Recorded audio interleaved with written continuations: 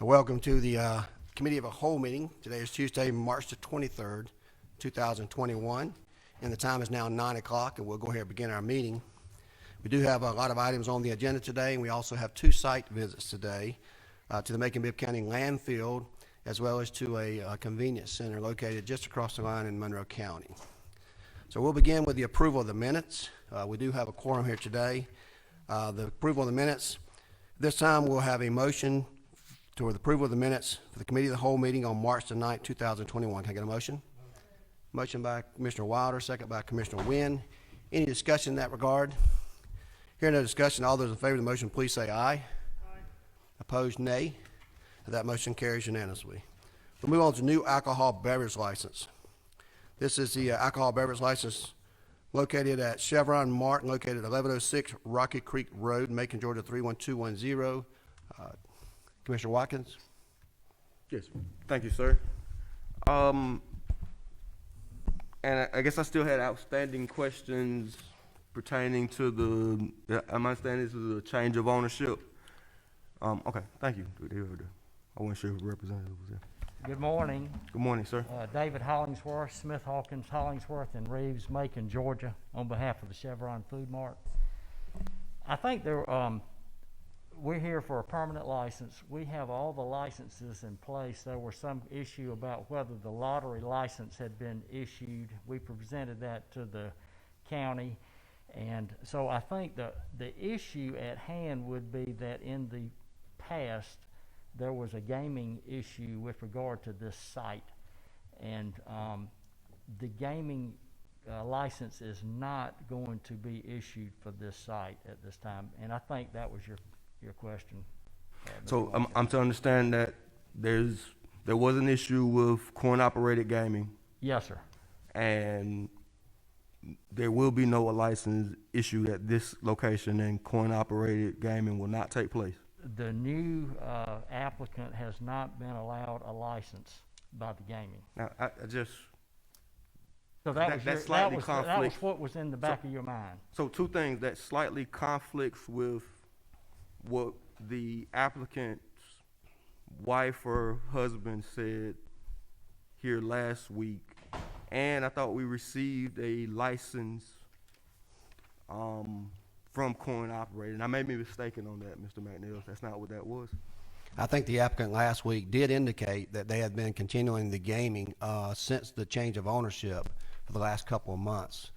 This is a relative, I guess the spouse of the former owner indicated they had been continuing the operation. So as my understanding today, you're saying that at this time, they do not have permission or authority to continue the gaming, but is it you believe it's the intent for them to work on that, to actually have that at a later time? I was under the impression that it may be like a 2-year probation. Mr. Watkins. So I mean, and I would appreciate that in a little bit more information and I just give me 1 second if you don't mind. So is there a way to confirm that 2-year probation? Is there a way to confirm that 2-year probation? Because that conflicts with the items we were emailed as well. I will be happy to provide. The one reason I'm here today is just to get the information that you need for your file. So if you want to defer it and you want me to give you some affirmative information about the gaming, I'd be delighted to do so. That's fine with me. Okay. I think we need to let him know what we want so he can knows what to bring back to us. So Commissioner Watkins, if you could make a specific request so he can comply with that, we'll put it on for a later agenda. So my concern is kind of, I guess, multifold. I think there's been a continued abuse of COAM at that location at a very high rate. Like the numbers that they reported before they went out of compliance to the Georgia Lottery were some of the highest in the community. And I am noting that seemed like the Georgia Lottery was trying to take action on that. And in between that time, it seems as though there's been a non-arm's length transaction to change ownership that seems very vague. And I'm under the impression that that's done to allow the new owner to continue to operate coin-operated machines and gaming and circumvent the actions that would have taken place at Georgia Lottery had the existing owner remained. And also at the last meeting, I received information that kind of seemed to confirm that, because the owners are all seem to be family. The current owner and past owner all seem to be family members of some close relation.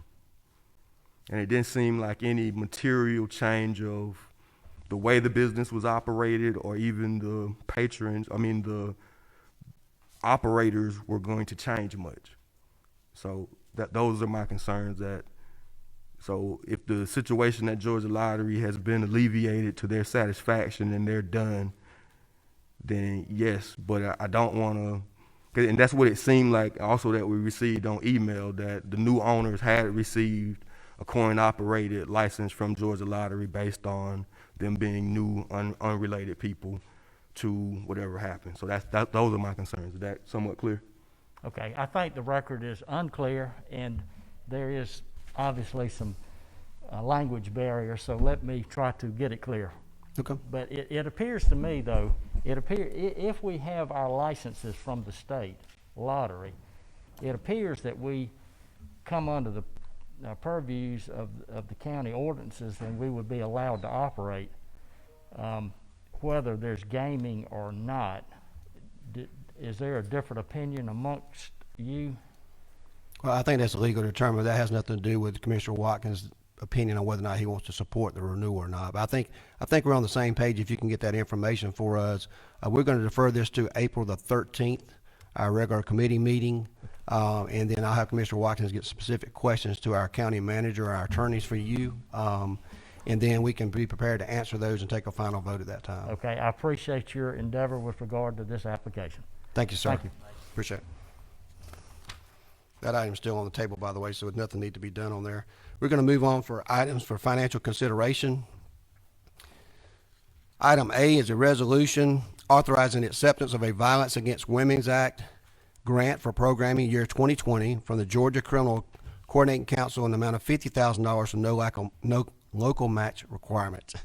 That motion is sponsored by myself. Can I get a second? Second by Pro Tem Clark. Any discussion in that matter? Commissioner Lucas? Yes, sir. I'd like to be listed as a co-sponsor. And is there anybody that has any additional information as to, have we received this before? We have. This particular one? Yes, ma'am. I would be interested in knowing how it's been used, the previous grants. Okay. Does anybody? That's just for information, because I want to make sure it's just not going into the pot somewhere, that there's an actual right. There's action. So that would be it. Okay. Thank you, Commissioner Lucas. No further questions. All those in favor of the motion, please say aye. Aye. Opposed, nay. Please add her as a sponsor to that, and we'll add that to consent agenda. Item B is an ordinance to authorize a budget transfer from the Sheriff's Office budget in the amount of $20,000 to provide funds for contract labor services to cover duties of retired employees. That's my motion. Can I get a second? Second. Second by Pro Tem Clark. Any discussion, questions that matter? Commissioner Watkins. It's a small amount of money, but I was just curious as to what does it mean by retired employee. Dr. Moffitt, please explain. Yes, good morning, Commissioners. Over the last 2 months, he had a change in his Office of Finance, and he brought a retiree in to assist in those regards. And he's currently hiring a new finance director. So during that interim period, he had a retiree that knew the system pretty well working for him.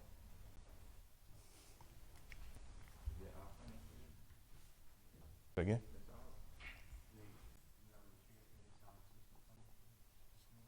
No, I have not shared that. I mean, Commissioner Tillman just asked. Our current Assistant Finance Director, Ms. Roberts, has been selected to fill the sheriff's, what's the official title?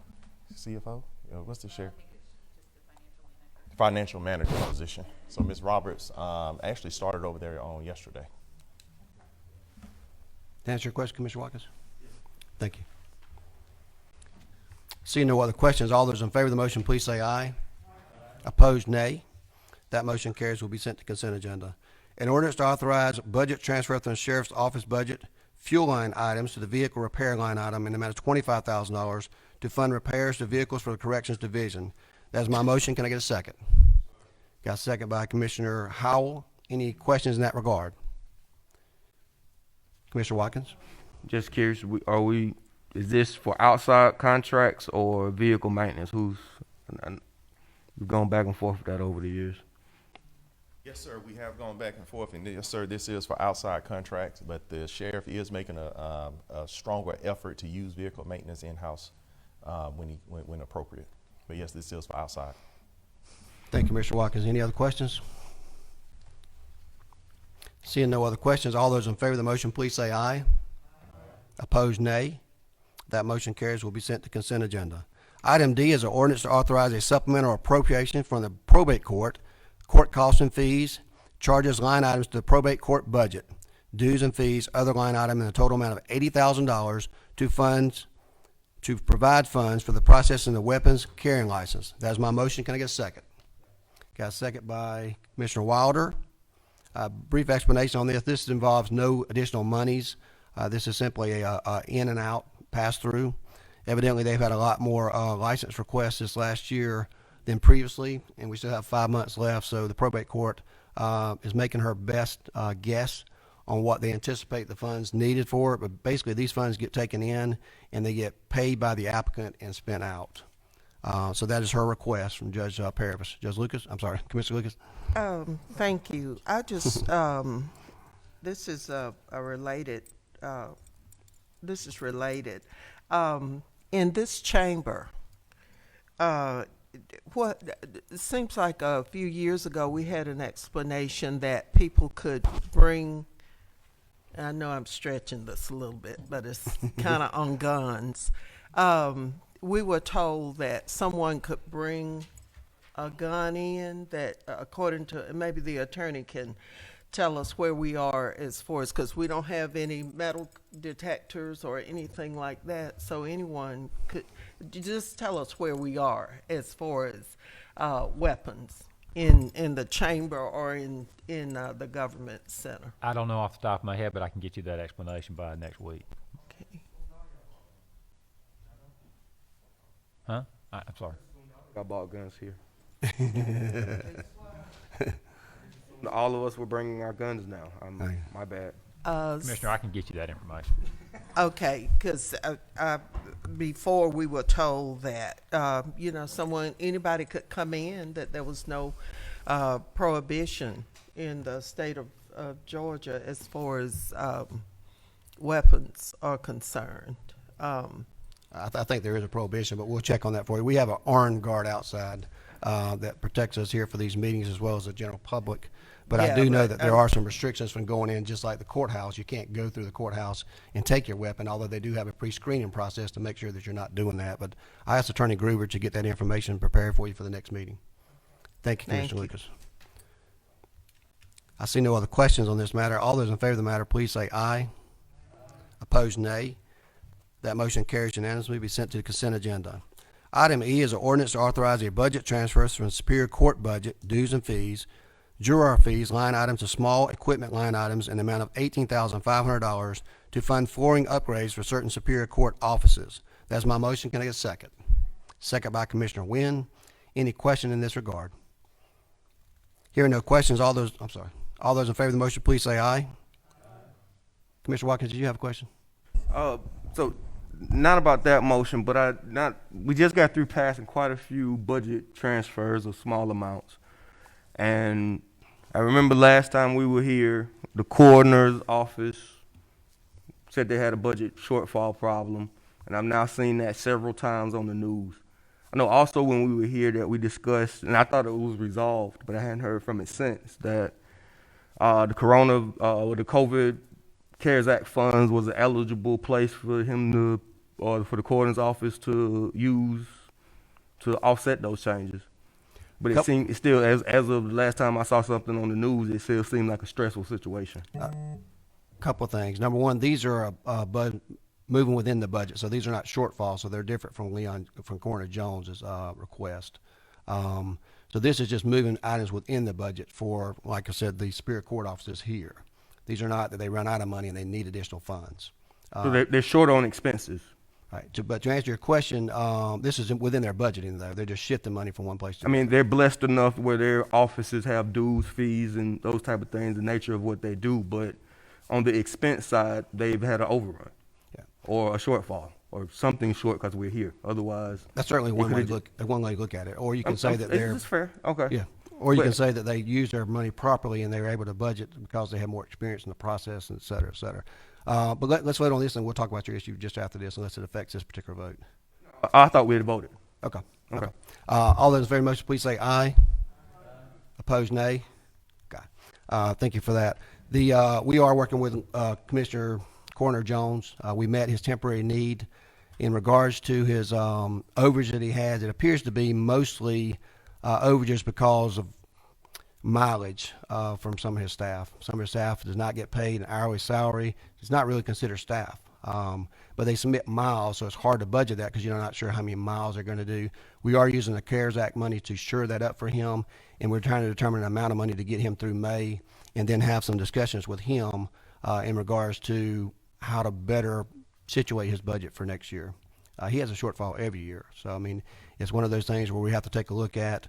I did see that DFAX did respond to his previous information that he presented at last meeting that we had. They had a difference of opinion about the $700, but I think we're going to work through those issues with a meeting between our staff and the staff at DFAX to help him appropriate his budget. Okay. Okay, we'll move on to item F, is a ordinance to authorize a supplemental appropriation to the engineering department in the total amount of $25,000 to provide funds for the installation of speed awareness signs and purchase traffic calming devices. That motion is sponsored by Commissioner Mallory Jones, Commissioner Paul Bronson, and myself. Commissioner Jones or Bronson, would you like to make those motions? Got a motion by Commissioner Bronson, second by Commissioner Jones. Any discussion in that regard? Commissioner Lucas, you have a question? Yeah, I'd certainly like to be added to that as a representative of the Pedestrian Safety Review Board, but I'd like to just hear a little bit more Sure. from the sponsors. I'll let Dr. Moffitt address that, but I do know that we're going to be adding this particular item as a budget item to fund the next year's budget for commissioners who have constituents concerns about speed bumps, signage, lights, and things of that nature.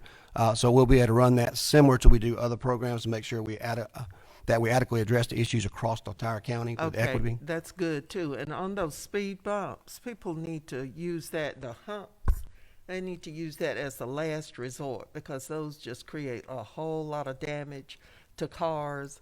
But there are alternative things, a speed table, and there are a number of different designs of traffic calming devices that can be used in neighborhoods. So they don't need to just go to the cement hump, which creates more problems, and then they want it taken out. So I just wanted to mention that. Right. As I think people are talking to different constituents. they're going to come up with a process. I don't think they're all the concrete bumps that we've been familiar with throughout our life. Some of these are rumble strips. Yeah. Some of these are actually the rubber bumpers that can be easily removed, so they're not very expensive. So I think there's multiple things, and we'll bring that process before, just like we have on the new lighting. There's a process for these speed bumps, and we're working through that process now to present to commission at a later date. Does that answer all your questions, Commissioner Lucas? Yes. Thank you. Pro Tem Clark, you had a question? No, wait, it was answered. Thank you. Commissioner Wynn, you have a question? Yes, just a little question. The speed awareness signs, are those just speed limit signs? What are what's the difference? Commissioner Jones, is that your answer? Speed awareness signs, is my understanding, like we have in a few locations, are the ones that flash and tell you going as you approach them too fast, too fast, too fast, slow, slow, and then it's got the speed limit in that area, so it actually slows down the traffic as they're approaching it. There's one on Ingleside, for instance.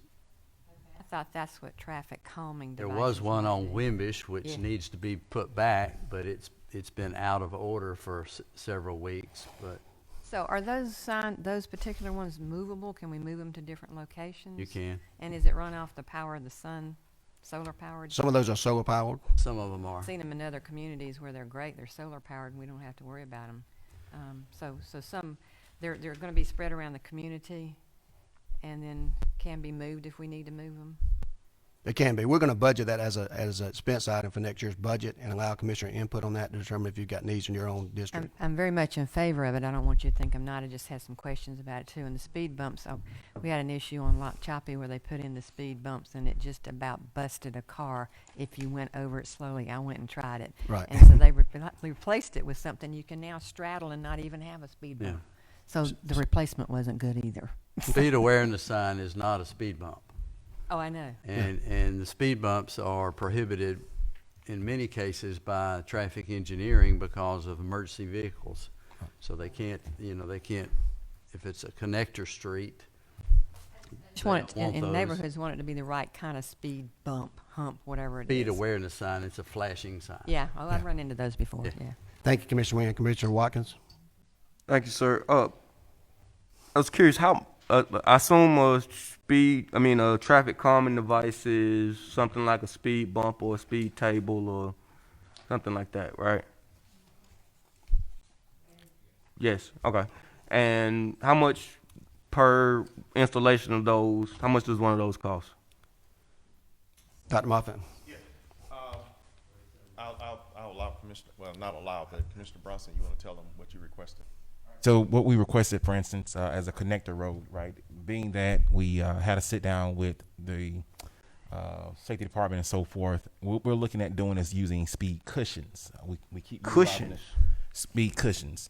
A little bit different from speed bumps. What speed cushions allows the fire trucks, for instance, emergency vehicles to basically straddle that piece of it and maneuver through. It's the right width for their tires, so they can get right through in the event of emergency. But it also calms down the speed for anybody that's coming up to it.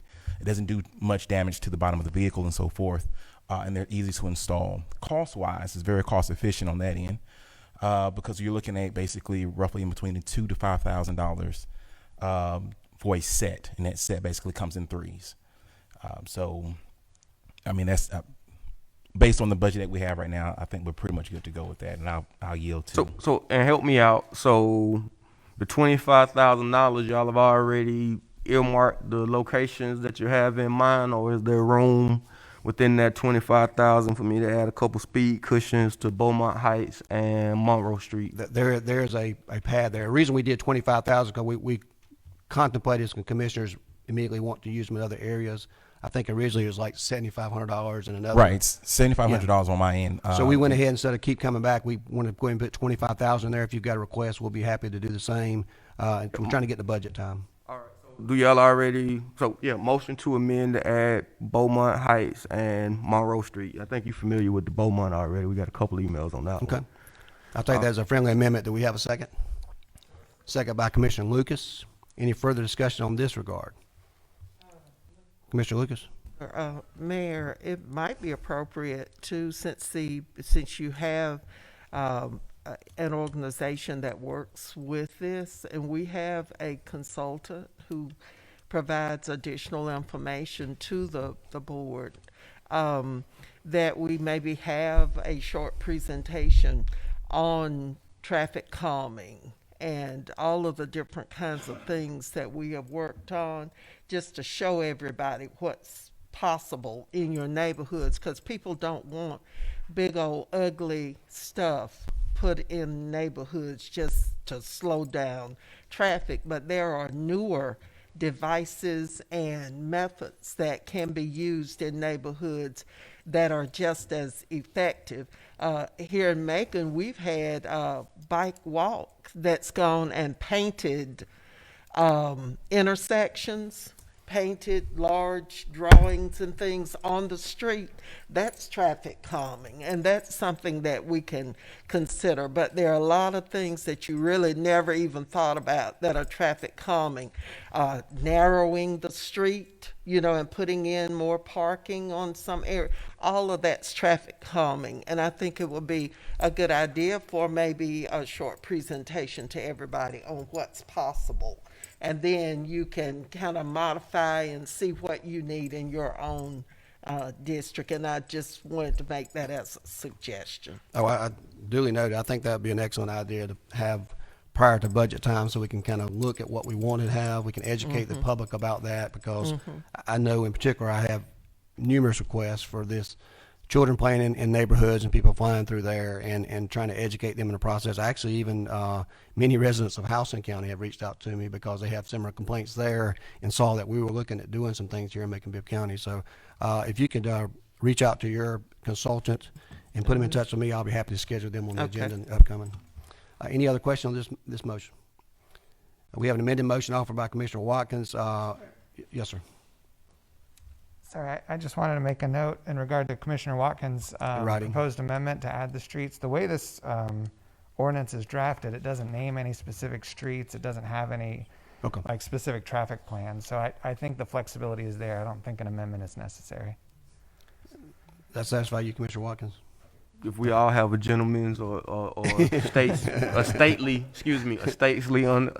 understanding of the situation, I can deal with a handshake agreement. But It is, I will send that to Nigel, and Nigel will have to do the first part as a study to do the justification for it, but I will. oh, wait a minute. It got real shaky then. No. We working through it. The mayor said we working through this process, but I will go ahead and tell Nigel to go ahead and do those 2 streets to get the numbers for the justification. All right, appreciate it. Thank you, Commissioner Watkins. President?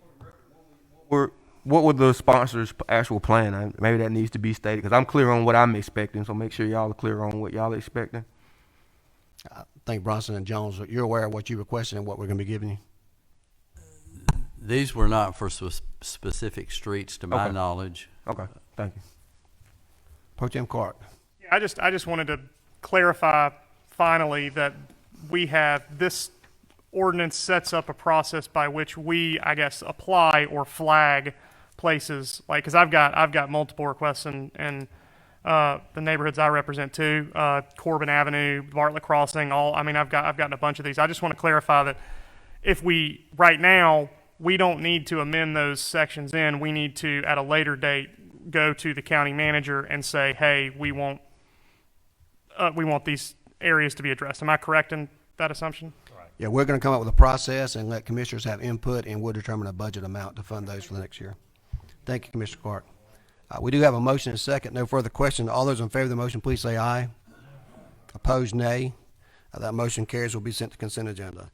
Move on to an ordinance to authorize the amendment to fiscal 2021 for capital improvement program in the amount of $1,225,000, of which $350,000 will be paid from fund balance, and the remainder shall be paid from the 2018 SPLOST revenue. That's my motion. Can I get a second? Got a second by Commissioner Jones. A question in this regard. We did attach some items for your consideration of what these purchases were for. Specifically out of the general fund, you had the city hall, a couple $100,000. You have $50,000, and you also have, I think, the vehicles for the district attorney for $100,000. Okay, there's an exhibit. I want to make sure everybody received those, and you should have received some pictures in your package as well. Okay. Hear no questions. All those in favor of the motion, please say aye. Opposed, nay. That motion carries unanimously, sent to consent agenda. Item H is a ordinance to extend the deadline for one-time safe haven period for the late payment of business license to June the 30th, 2021, to extend the renewal deadline for 2021 business license fees. That is sponsored by Commissioner Jones. I know Commissioner Wynn asked to be a co-sponsor, so can I entertain a motion from you two? Commissioner Jones? So moved. Commissioner Wynn, would you like to make a second? And Commissioner Bronson, did you have a question? Yes, I was asking to be moved as a sponsor for that as well. Yes, sir. We'll add you as a sponsor as well. And I saw our tax commissioner, Wade McCord, here. Commissioner McCord, would you like to be heard on this and give a brief update on the financial success of this endeavor recently? Good morning. Thank you for allowing me to speak. Be very brief. This has been a pretty significant change in the way that Bibb County does its processes. We've seen some success here. Just to let you know, we started out with sending out approximately 9,000+ letters to businesses that may or may not have had a business license since 2014. And as of this morning when I left office, not counting today's mail, we're caught up with right at 2,000 business licenses that have been processed.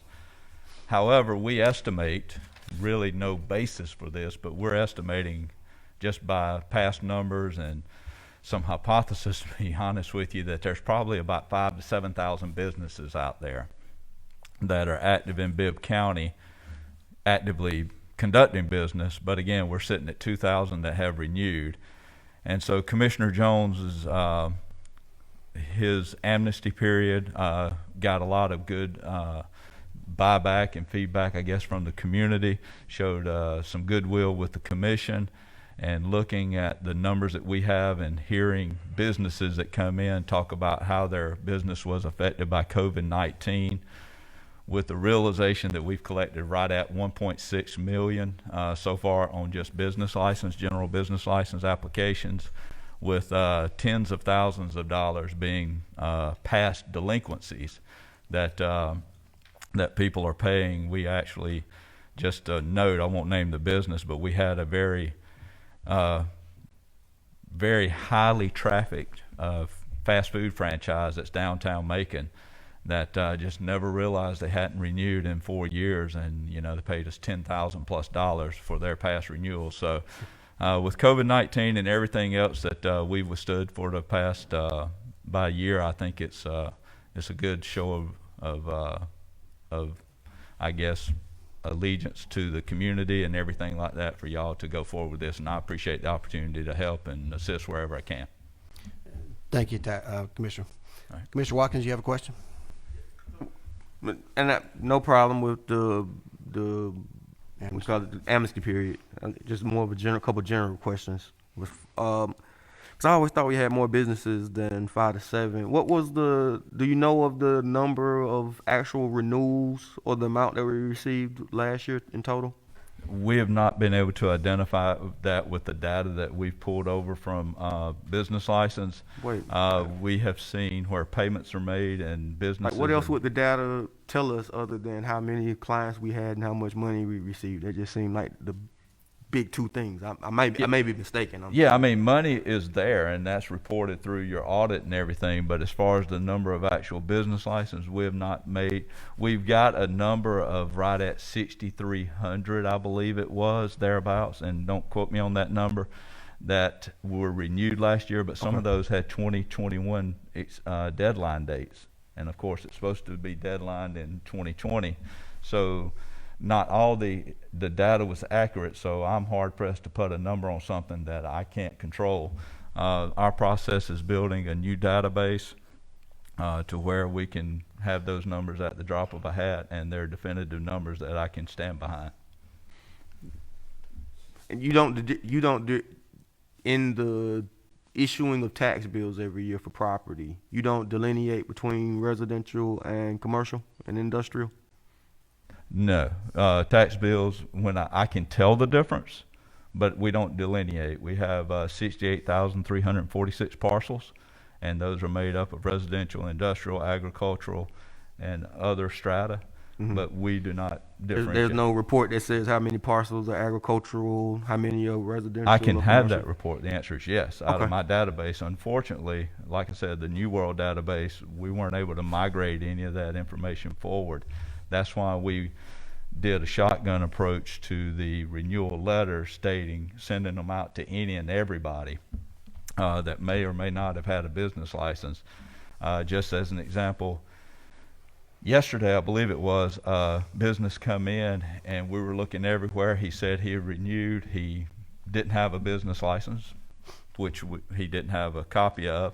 We searched database, the whole New World database, and one of our coworkers was able to find where he paid, but that was as far as it went, and there was it was not on any of our reports or anything of that nature. It was just a paid receipt in the old New World system.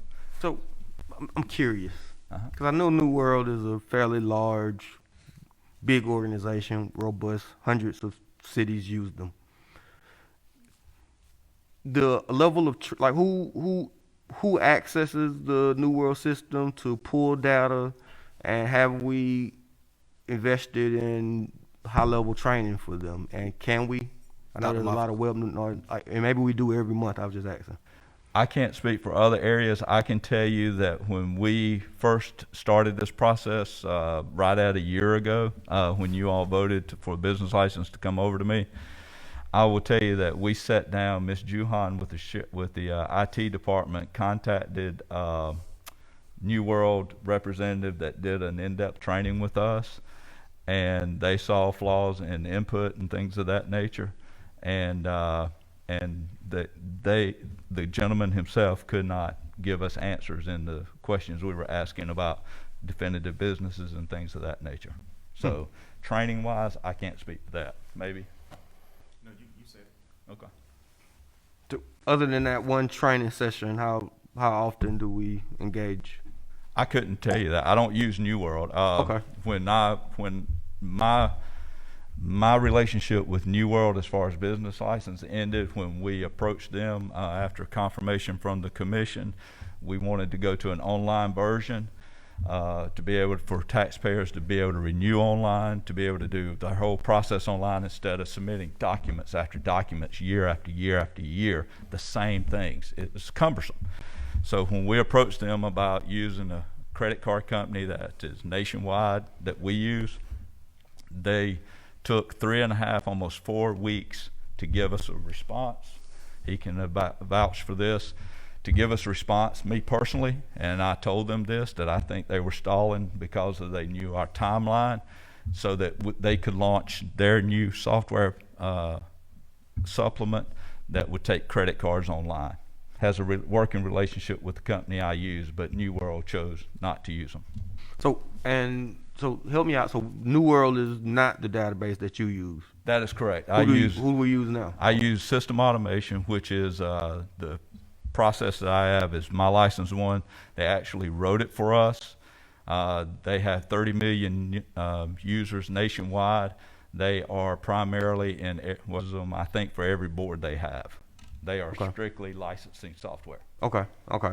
And if I'm understanding, you inputted 9,000, I guess that's our total possible business world database, and you're assuming how much money we received in a much easier format, I assume?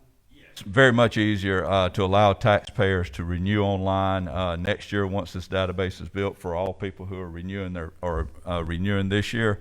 If nothing changes, they can basically go online, make about 5 clicks, put in their credit card, and the business license will be mailed to customers, if you will, that are really looking forward to it. The other part of this is once the renewal period is over, we are going to strive to have the ability for taxpayers and businesses to be able to send us information and have a portal on our website where people can report businesses that are being conducted without being licensed if they don't see it in there, and then we can investigate those. Thank you, Mr. Watkins. Mr. Jones, you had a follow-up?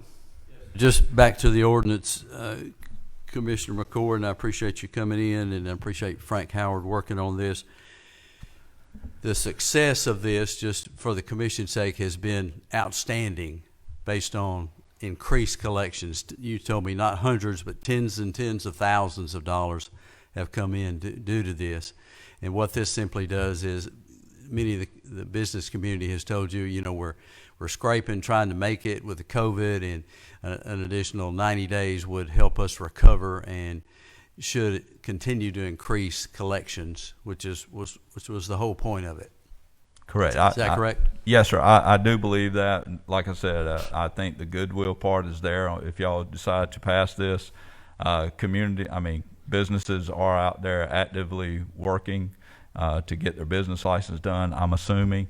And like I said, we've had a lot of comments about the impact of COVID-19 on the businesses, and the ones that have renewed so far are grateful that y'all extended that amnesty. Yeah, and of course this, if they pay by the June 30th, then there are no delinquent penalties or interest, and that was the whole point of it, to incentivize them to get together, because so many people didn't realize they hadn't paid it, just because they, many cases, didn't get the notice.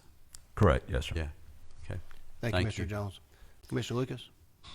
Thank you. I recently went through the process of renewing my business license, and it was really a a smooth process, and I have to compliment your office.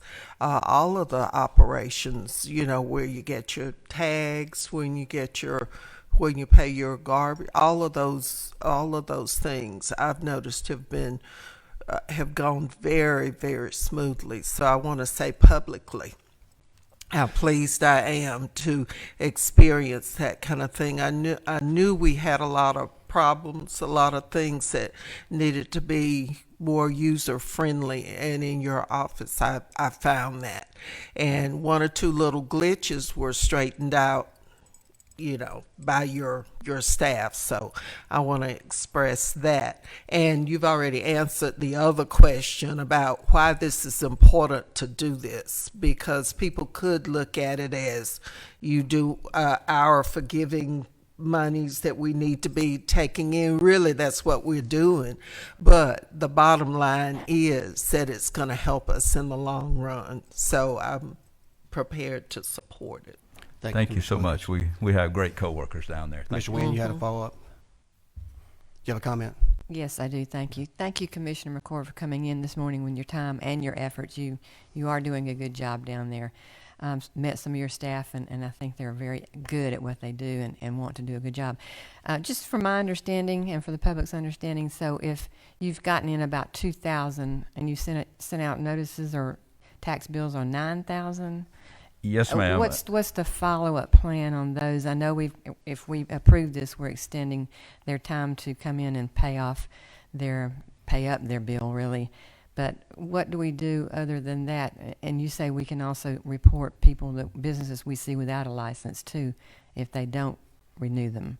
But what's our follow-up step on these 5,000 or 6,000 that don't? Gotcha. So what will happen is if you all approve this measure, this ordinance, then what we will be doing is reallocating some budget or some line items and some money in our budget to make sure we have enough money to send out another letter to all the businesses one more time that have not that has had a business license that we've not renewed, and telling them what the deadline is and that the amnesty period will end there unless you all choose to extend it. That's on you all.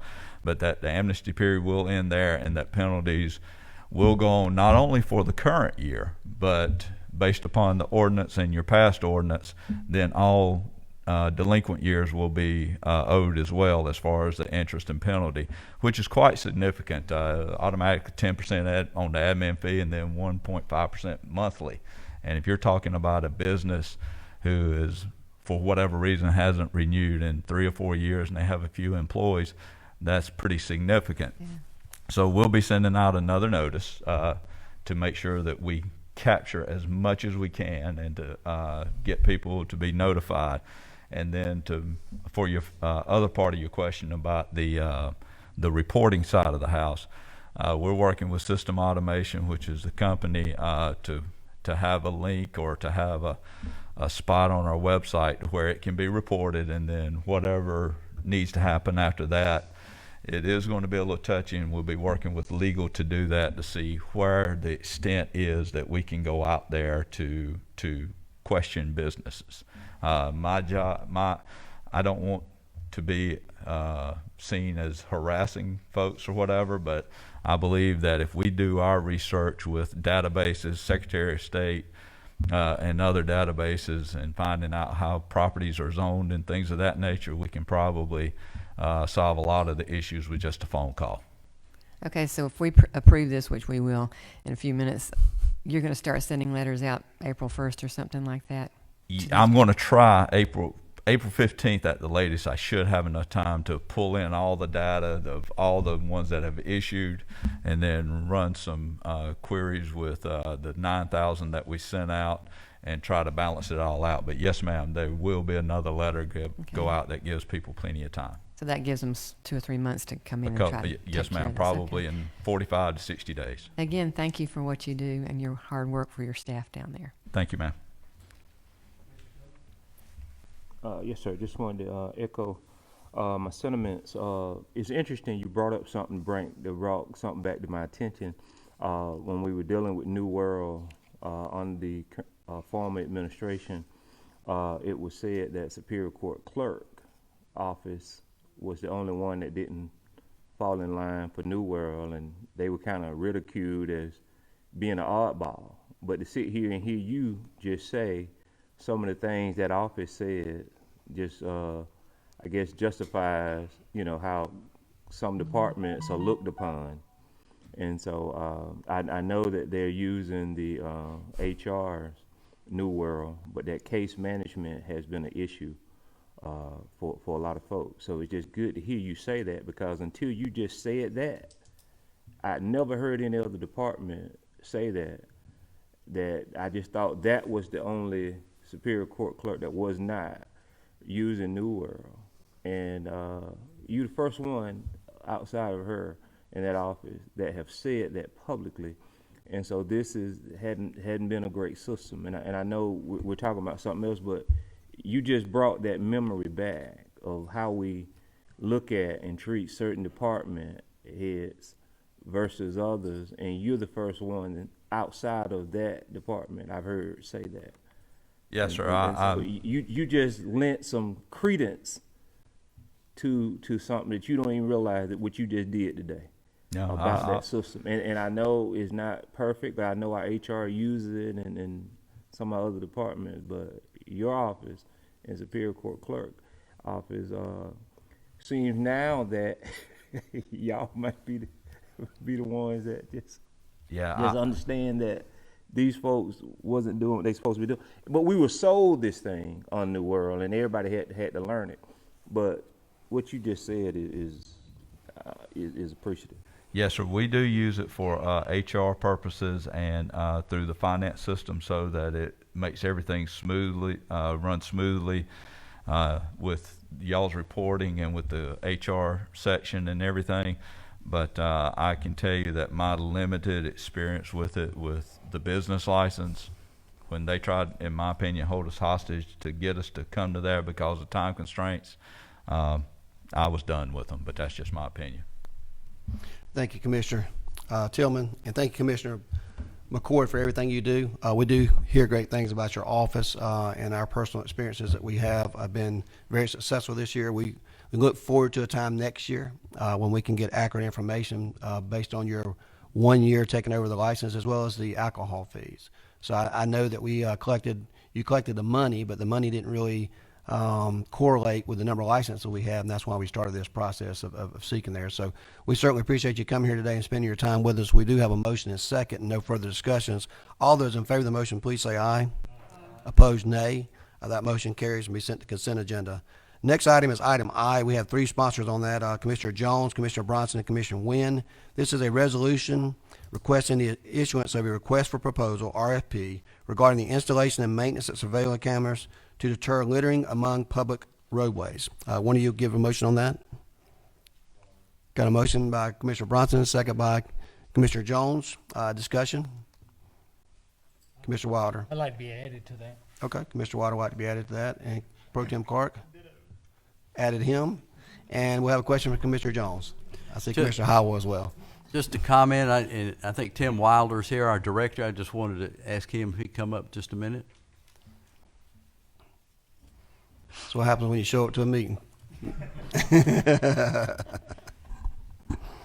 You know, Macon is such a beautiful city, but it's a trash city. And I think Director Wilder can confirm, because many times I have called him about different streets, and you confirm if this is not true. You send a crew out there and clean it up, it's spotless, and 3 weeks later it looks the same way. Yes, sir. You run into that often, right? All over Bibb County. Yes, sir. And we were looking for some data. Maybe Dr. Moffat's got it as far as collection, or maybe you have it, Tim. I don't know. I also have it. I had forwarded it to Dr. Moffat too. Tell us what you collected in Public Works last year. Last year it was a little over 22,000 pounds, which is a little over 11 tons. And we closed out over 800 C-Click fix tickets for just litter by itself. Closed out what now? 804 C-Click fix tickets for just litter by itself. So your department picked up over 11 tons of trash. That's correct. Yeah, it's just a staggering amount. So this is just to send out an RFP to see if we can get surveillance. If we don't change behavior, unfortunately, we have people in our county who roll down the window and throw it out. They think the whole world's a trash can. So if we don't change that behavior, so that's my intent on doing this is let's have an RFP to see what surveillance cameras would cost, and if we can install those at X number of locations, kind of like what we're doing with the school zones, then we can legal can help us construct something that will help change behavior, and that's the only way we're going to be a clean city, and it impacts every person in this community. It impacts whether industry wants to come here. It impacts, and if it does that, it impacts jobs, and so it's an economic for us to have a littered city, in my view. Thank you, Commissioner Jones. Commissioner Watkins, you had a question? I guess I've heard the conversation before. I'm told that I've been wanting us to install cameras, particularly around the illegal, those, I guess, hotspot illegal dumps. I know you primarily deal with, I guess, litter. When I think of litter, I think of the cup being thrown from the car and that type of thing.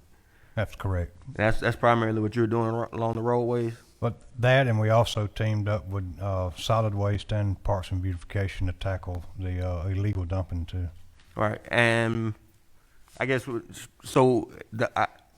I'm anticipating that the goal is those hotspot illegal dumps where we've got the trucks backing in and putting off tires and those type of things are the things that we're targeting with this. Commissioner Watkins, just want to clear something up.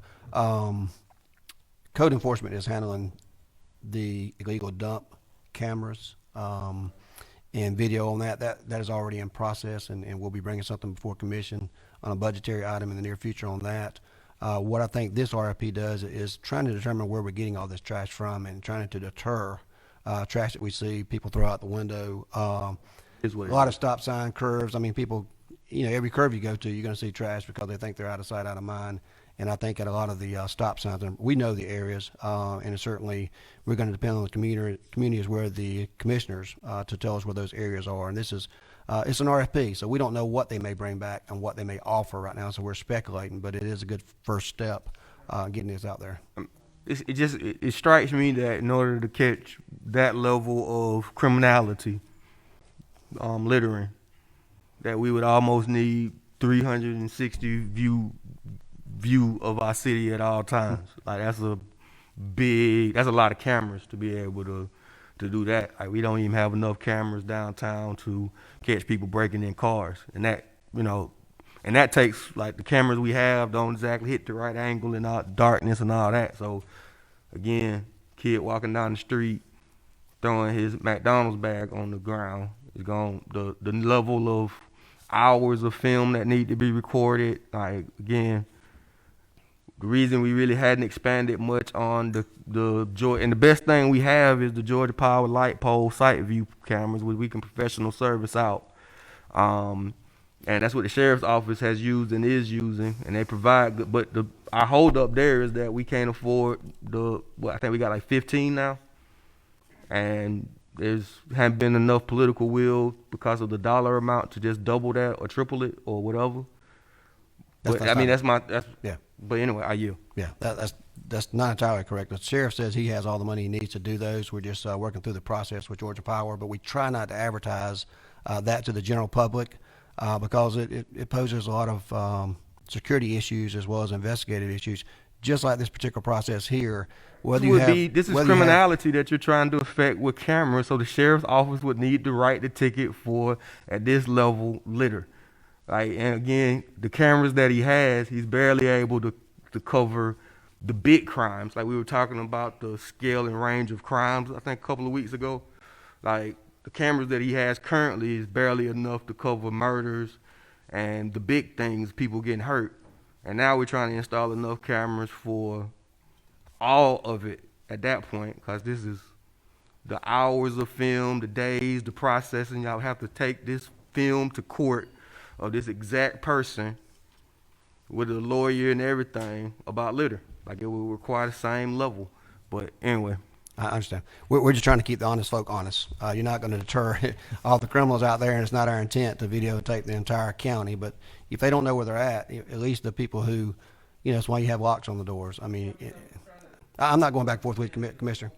Commissioner, I'm not going back and forth. I'm just making a comment right now. I'm going to move on to Commissioner Lucas, and if you want to talk back again, I'll move back on you. Okay. Commissioner Lucas.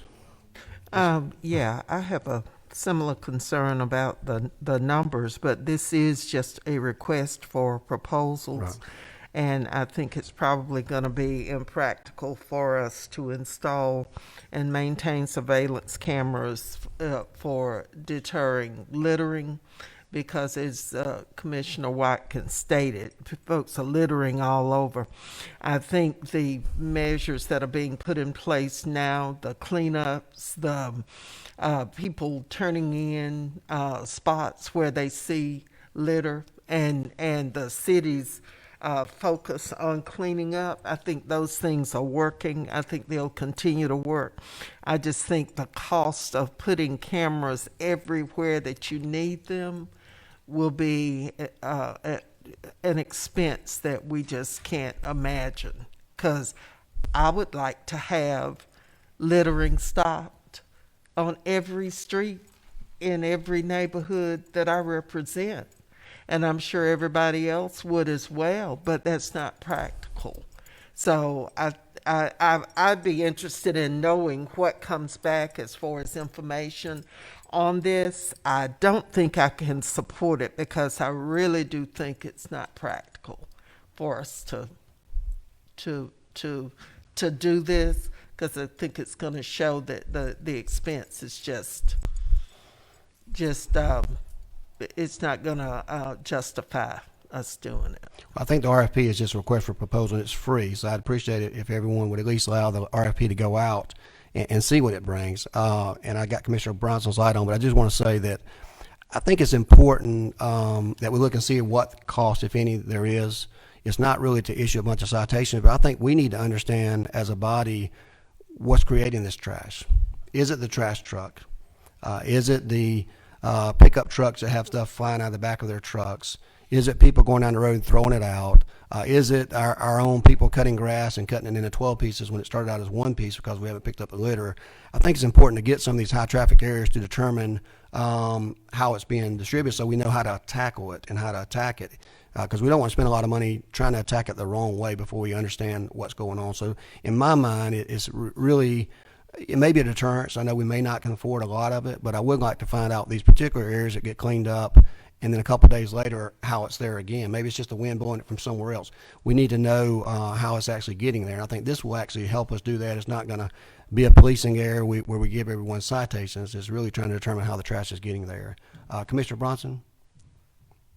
Thank you, sir. Hey, first and foremost, I just want to say thank you to your team.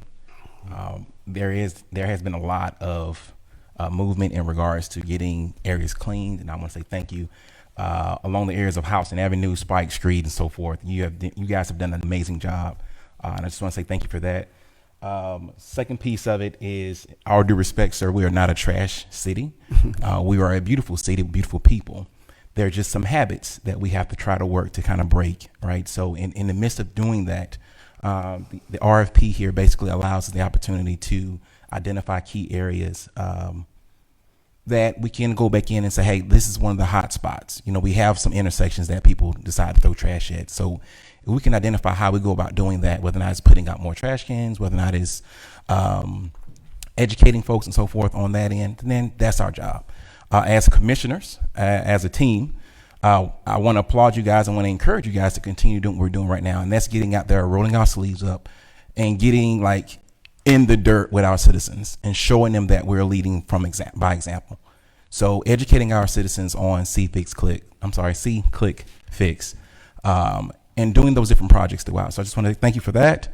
Mr. Mayor, thank you for what you're doing, and I yield. Thank you, Commissioner Bronson. Thank you for those comments. I couldn't have said them any better myself, and that's entirely what we're trying to do here. Commissioner Tillman, you had a follow-up? Yes, sir. Anything that starts off as an RFP or what have you, when we say that something's free, You know, it's a lot of work, and that I do, that I'll go, you know, and take a trip and travel for free, just to get a gig much later. So Dr. Moffitt's trying to get your attention on you, so you look at your text message. I understand the intent and the deterrent that we're trying to create here. I always thought, and I still do believe, the best eyes and ears are public works, those men and women that are out there every day, seeing the debris and trash that no system has been put in place.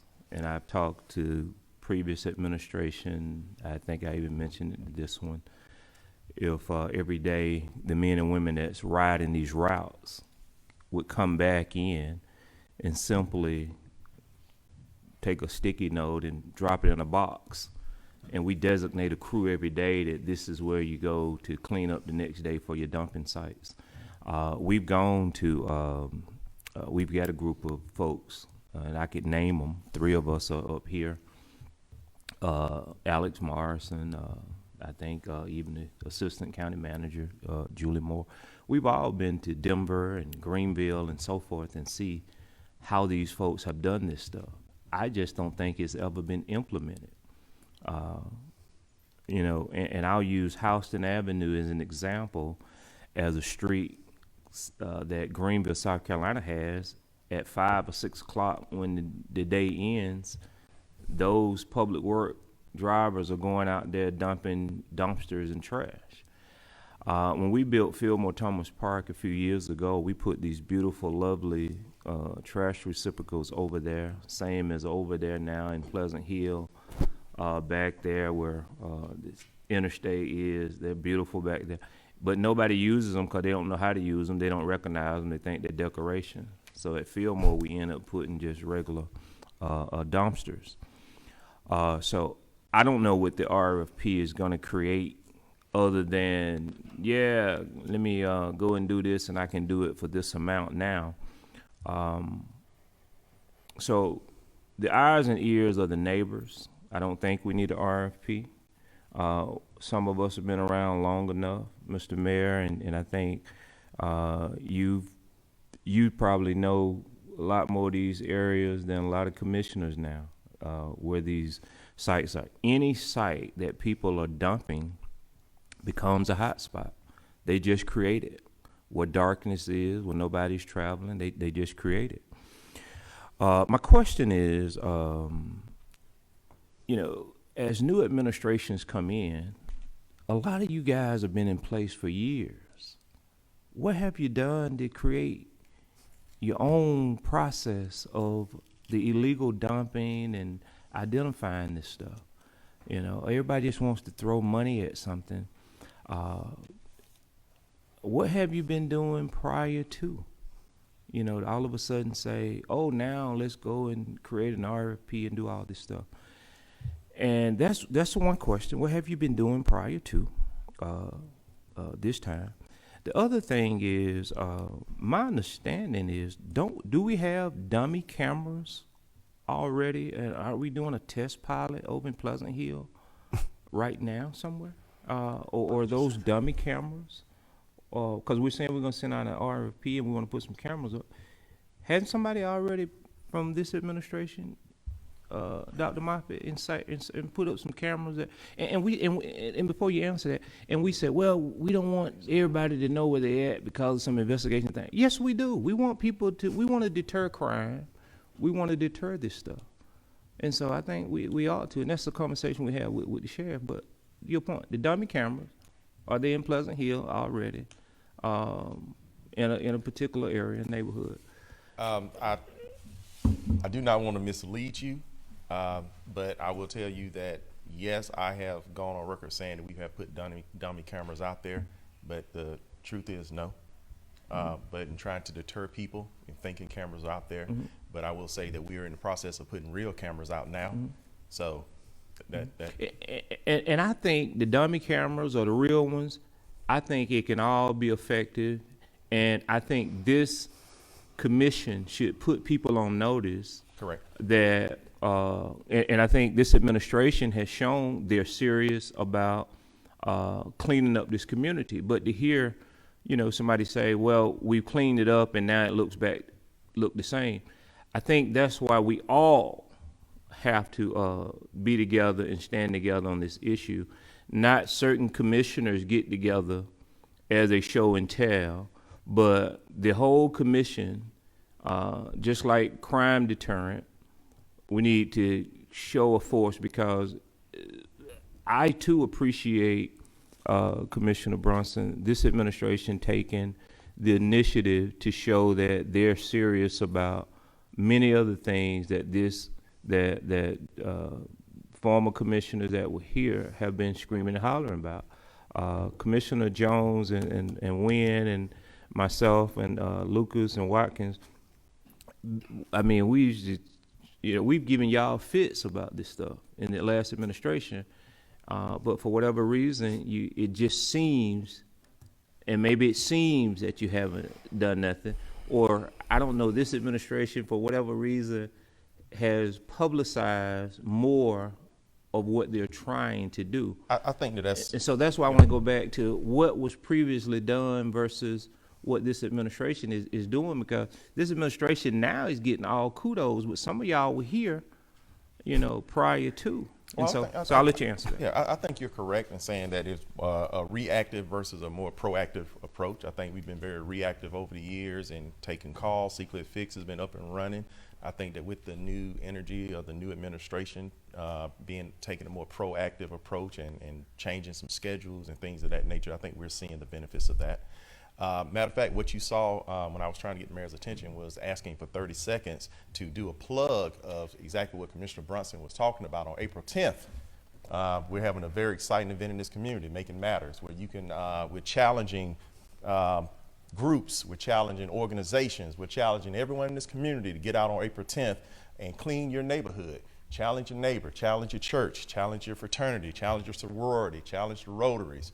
That's April 10th. Right now we have at least 25 groups signed up already.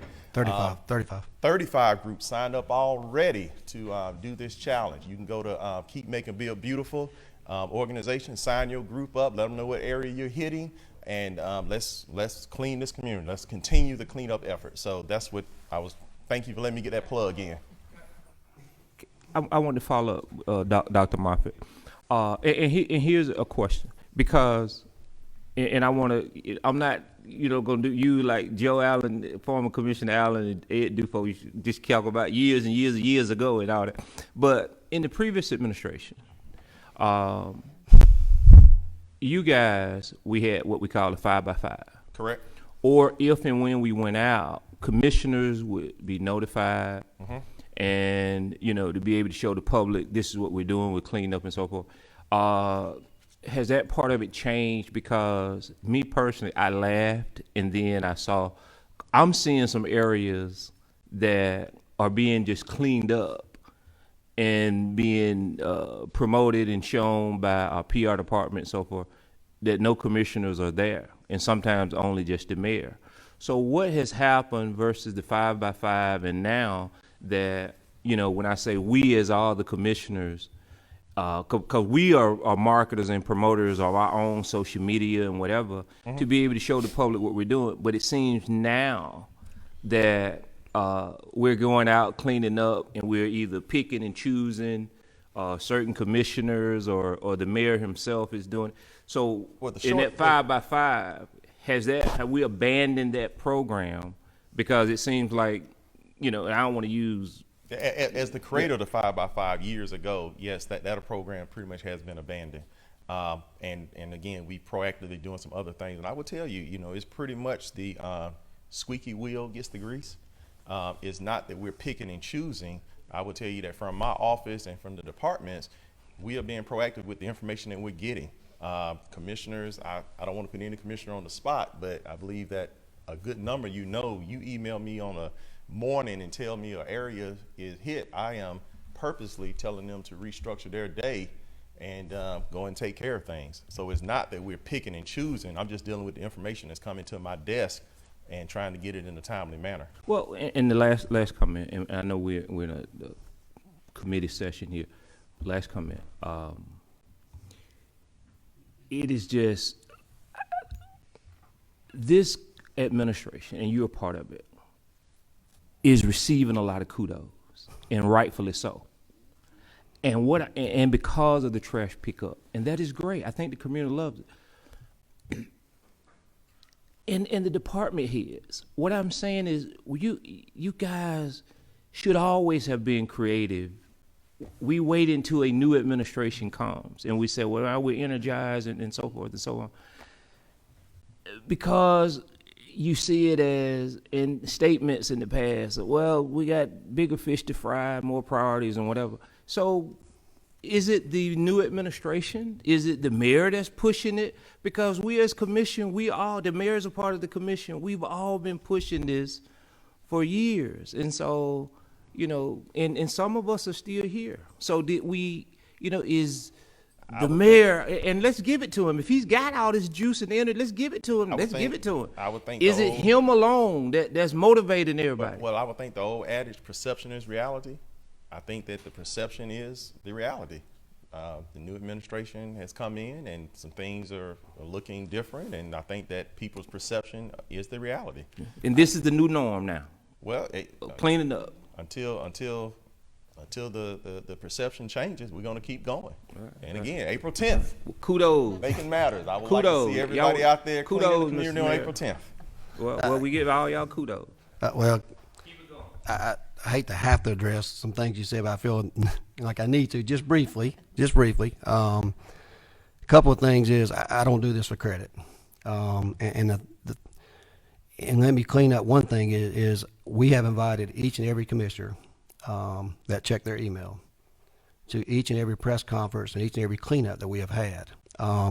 Unfortunately, not every commissioner could come, but they have also always been invited.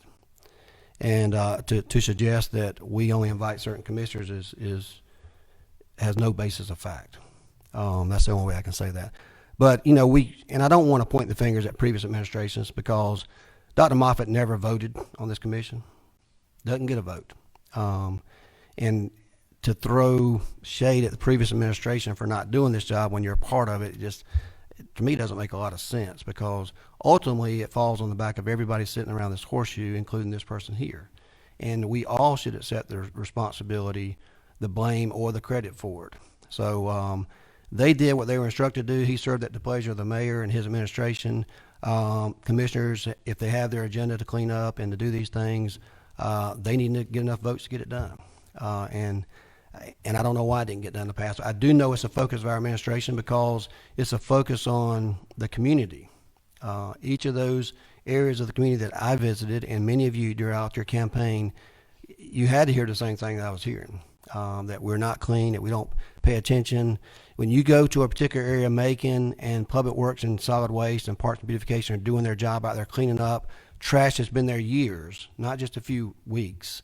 And you have people on the porch clapping. To me, it tells me that we've had a systemic problem over the last several years that wasn't getting done by whoever. But we don't want to dwell on the past. We want to move forward to the future. That's what we're trying to do. Whether it's excitement by this 52-year-old man sitting here who happened to get elected by the majority of the community, or whether it's 9 commissioners are very excited about working together as a team. And finally, and I've heard from several of the previous commissioners that we've been saying this all along. So good, get on board and let's do it together. The same thing about the alcohol moratoriums, the same thing about blight, the same thing about trash. Don't take issue with the fact it's getting done now and didn't get done before. Just how about getting on board and let's all do it together and do it in a way that's pleasing to everyone. And that's all that I'm saying. Commissioner Watt, I've held you up for quite a while we've been talking, so I know you had something to add to this conversation. Thank you, Mayor. First off, Director Wilder, I really want to commend you and your team for the things y'all have done out there in the community, because I know y'all have actually answered multiple C-Click Fix that I have done. I have been out there trying to educate District 6 and everybody else that I run into what C-Click Fix is. I think it's working real well.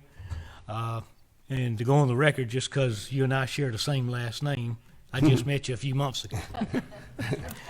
But so you're not out there working for me, so no one misunderstands, you know. But it's. I want to address the one thing I remember when I went to press conferences. Me and all the commissioners were on those emails. I couldn't go to all of them. I understand everybody can't, but we were all invited, so I'm not sure where that come from. But we do have a lot going on. I am excited about what's going on. I personally ride around in other areas, not just District 6, and report see-click fix items in litter, potholes, etc. And I do want to commend y'all staff for getting on those things when you can. I know you can't always jump right on them, but I think y'all have done a great job. Thank you. Thank you, Mr. Wilder. Commissioner Jones. Yes, sir. Just to reiterate, Macon is a beautiful city. I love Macon. I've chosen to live here like many of you, but it does get trashed or littered. You can get hung up on the semantics of the language. We are a littered community. Every street that each and one of us live on, I bet you can find litter. And Tim Wilder does a great job. I call on him often. I'm sure he gets tired of seeing my number in his phone, but he responds, and he responds quickly, and I call in things in north, south, east, and west. He'll confirm that for you, wherever I happen to be traveling. So this is simply an RFP. I agree totally in what the mayor said, in that we need to determine where is the litter coming from. But I still maintain that there are many people who live in our community who disrespect it every day by throwing trash out, fast food trash, whatever it is, cups, bags, on many, many roads. We're not going to be able to put one on every road. That's not the intent. We can put out 12. And we have litter laws on the books. We can deter or change behavior, and that's the whole point of it. We've been trying to educate the public. I've been here since 1970. It's not working, folks. That's 52 years. So this is simply an RFP to put it out, see what it costs. I'm in favor of doing it because if we're a clean city, if we're not a littered city, everybody benefits. It negatively impacts us just like blight does. It's a deterrent for economic growth in this community. And if we're a clean, I have people from other counties that say, you know, I love Macon, but when I come, I've never seen so much trash on the streets. So that's all it is. It's an RFP to see what it costs. I'm in favor of going forward of it from there. In my view, we need to change behavior. That's the only way we're going to clean up our city.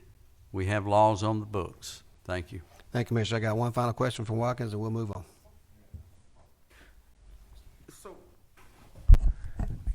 I'm certain, just based on the other comments, that everybody on the panel is going to disagree with everything I'm about to say. And I appreciate the focus on getting our city clean. But as I ride my district and y'all's districts too, I tend to agree with Commissioner Jones. It's a lot of litter, a lot of trash. I'm not seeing that at any significant clip that we're cleaning it up at any faster rate than we did last year. Like, my hypothesis is, and I don't know the exact number, but if we picked up 100 pieces of litter in February of last year, we picked up just about 100 pieces of litter in February of this year. And that's not a critique or anything, but I'm not seeing anything that tells me much different than that, because I hadn't seen a big increase in the number of man hours that Public Works, the primary agency who does this work, has requested, or increase in equipment. I know that we've done community-based things that have helped a lot, and I'm not discrediting that. But I guess throughout all of this, not just this administration, but kind of what Commissioner Tillman was alluding to as well. And I'm not critiquing this administration. It's more of a critique on Macon-Bibb County, the municipal entity. Could it be that we just don't pick up the trash and the litter at a rate or quality that produces the outcomes that we want, a clean, cared and maintained right of way. So I guess my question is, on average, well, for this fiscal year, what is the amount of money that is spent on right of way care? The picking up of the litter, the maintaining of the grass, that's what I think, what do we spend on that?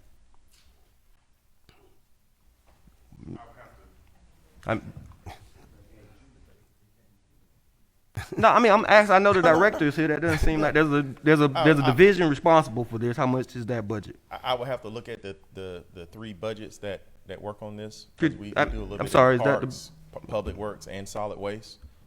So it's three different divisions that we use to provide this service. So public works picks up the trash and the litter and maintains the right of ways. Am I wrong about that, Mr. Wilder? No. So how much money do you allocate each year to that from your department? I can give you an example. In public works, Roughly, I mean, 500, 800, you can be a couple $100,000 off. What's the amount? I hate to give you a number. I would give anybody else a number, but I hate to give you a number. But how many people work in that division? How about that? This year alone, we used prison crews to do some of that litter, and we were not able to get the prison crews, and that's about $140,000 that was in contractual services. So in public works, people that full-time work for us, and it gets to a question later that you have on the thing, how many people do this work? 10. 1 dozen, 2 dozen, 3 dozen. If I had to give you an estimate between the three departments, probably. I'm sorry, I'm only asking about public works who is here today. Okay, So, Tim, I mean, I have to break it down because I told you before. you're looking from the big, but I was just asking about here. That will vary on the request that we have for each day.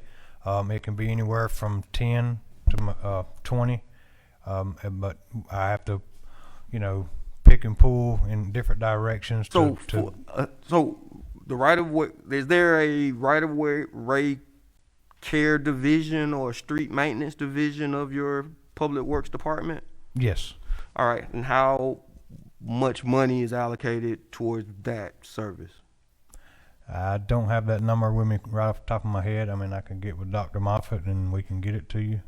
Okay, so to my point, has there been an increase in the amount of overtime or man hours that we're putting towards the service over the last 2 or 3 months? How much? Right now, it's overtime. I would say probably like 20,000. And 20,000 is enough to accomplish, I guess, what we're seeing? No, sir. No. So what does it take to, in your opinion, is there any credence to the fact that if we wanted to pick up the trash and maintain a well-maintained street, how much more resources would the department need to do that? Or are you at the place where we have the right amount and it's just that people are keeping it dirty way too fast, getting it dirty way too fast? It would take more people, and we're working on solutions for that now. And I believe right now in my division there is, I think, a total of 66 or 67 employees, which are not all are on the streets, and that's 14 short. But there are other avenues that we're, researching to try to come up with a better solution.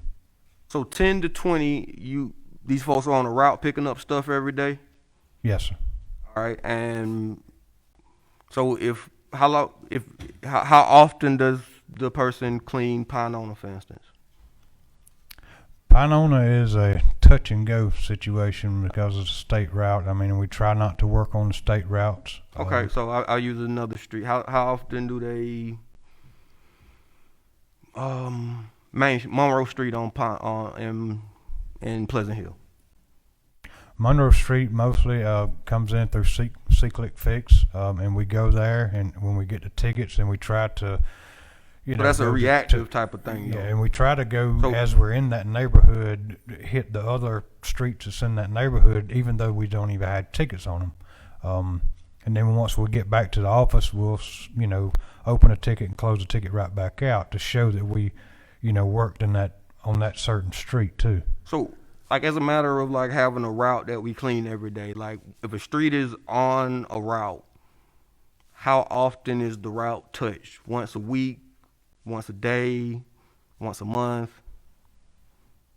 It's not touched every day, and I wouldn't say. I mean, it's every week. I mean, there's a lot of streets and neighborhoods that we have to clean, and we can't spend all of our time in one neighborhood. Okay, so like your plan for main thoroughfares then, like the streets that people are like heavily traveling that we would want to keep clean and make it look good for our visitors. We clean. Somebody goes out there with either city crew and does that once a day, once a week. We try to kind of keep up with that on like every week or every other week basis. As I'm out, out and about checking jobs and stuff, I try to keep up through the main thoroughfares because I know everybody coming to the city, that's what they're gonna see. Yeah, so the main thoroughfare, like coming right here downtown, coming in, we would routinely clean that every 10 days. Yes, sir. All right, and what would it take, or maybe for later, could we think about what would it take to move that to keep it well manicured? I guess is my question. 10 days clearly doesn't do it. I'm not being harsh on anyone. More people. Anything. Huh? More people. Okay, like 20% more, 30% more. Yes, sir. Something Where I'd like have that. enough to where I could send certain groups to focus on just that. And ideally, we would be cleaning our main thoroughfares how frequently if we were like the perfect public works? I would say every week. Every the week, main so main we should be thoroughfares. trying to There's get a lot of. I mean, as we mentioned earlier, I mean, we could pick litter up, and then as we're picking it up, there's cars coming down the street and just throw it right out in front of us. I mean, they think it's a joke. Mm-hmm. So I mean, every day. I mean, if we had the people. Realistically, if we could move from a 10-day window to a 5-day window, that would get us considerably feeling a little bit better about the beautification of our city. Yes. Okay. And again, I'm not trying to say anybody's doing a bad job or did a bad job. I know for, again, decades, we've shorted your department and every other department that matters on what y'all requested. So it's not a critique on you individually, it's more of us as a whole, but I'm curious as to what it takes to get to a place where we all want to be. And I think we just got to have a real conversation about that. If it's more people and more money, you and me got to be vocal about saying that. Otherwise, we'll assume that if we throw up more cameras, then magically the streets will start getting cleaner. And I just don't believe that that's the case. So, but thank you for your time, sir. Thank you. Sorry for that. We do have a couple more. Commissioner Howell and then Pro Tem Clark.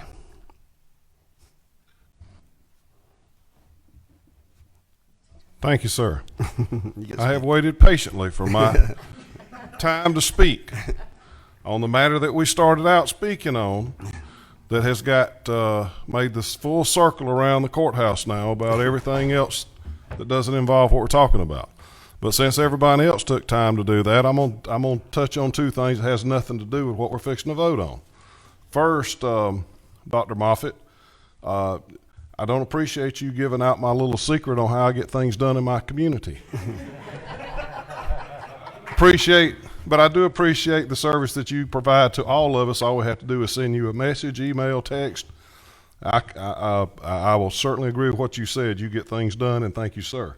Secondly, while I'm complaining about you, you stole my thunder about what Paul Bronson has already, the mission that he did. I have been waiting my time patiently for this, for my 2 minutes.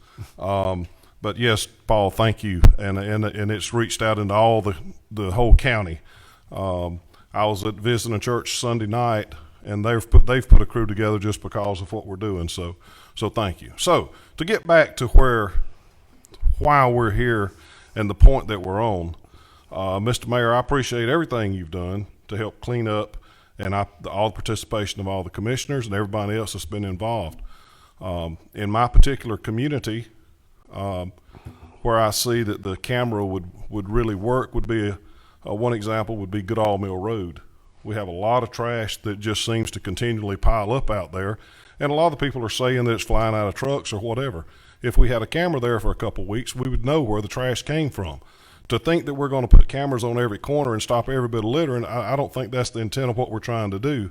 But I will promise that there is an HOA in my community that would probably help foot the bill of this if we had something in place, because I get calls every week about that particular road. So with that said, hopefully we can move on shortly.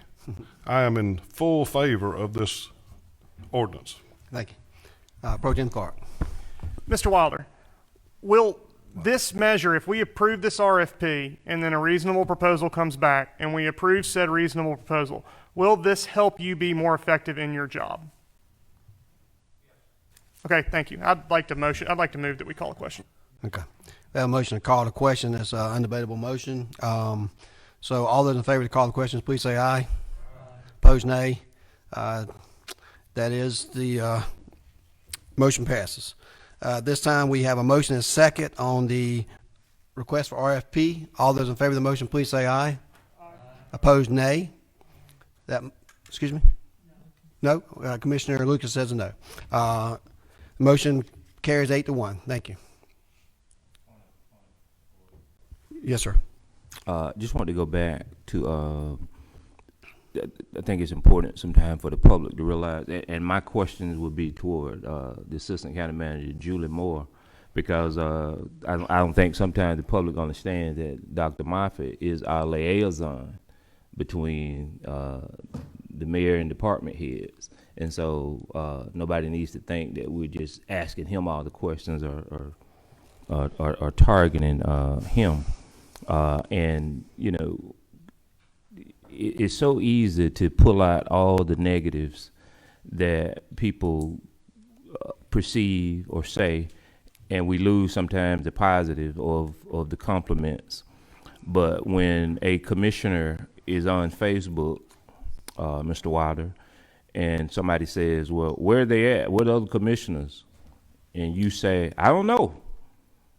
You know, that's my point of my comment of everybody can't be everywhere. And true enough, the mayor does do a decent job as far as informing everybody. And so we all pay attention and watching. So I think, you know, playing up to the public, that's what I mean. So we can sit in here and pretend that we ain't trying to play up to the public, some of us. But when you make comments like that, I've seen it. And so everybody, you know, don't want to bring a nebulous to this, because some of y'all just can't handle, seems like, you know, if somebody says something that almost seems critical and sit here and saying at the same time, the administration is doing a good job. And this marketing promotion bringing attention to this stuff. And so I think that's part of helping. I keep emphasizing a retreat. So because see, some of y'all I thought I got a chance to meet before you got here, and you're becoming, it seems like sometimes you're becoming a different person. And so I'm trying to, you know, just walk through this thing because and get to know you on a different level. But you just like you're watching and paying attention to me, I'm watching and paying attention to you. And as we grow, I think we all hopefully become a better commission. But I think because we didn't have those things in advance retreats and so forth, it's all a work in progress. And I'm appreciative, and wherever I could be, I'll be. I'm appreciative for what, again, y'all are doing to bring attention to this cleanup. But I want to say to Commissioner Watkins, when Dr. Moffitt says that, that's a compliment about him not wanting to give you numbers, because everybody knows you are the numbers guy. And so take it as a compliment. So a lot of y'all take some of the stuff as a compliment, and, you know, we're in a committee. And so, yeah, this is the time we're supposed to discuss stuff. And sometimes we get off track. And so I just appreciate you, whether you believe that or not. Thank you. Thank you, brother. Commissioner Tillman, we love you, buddy.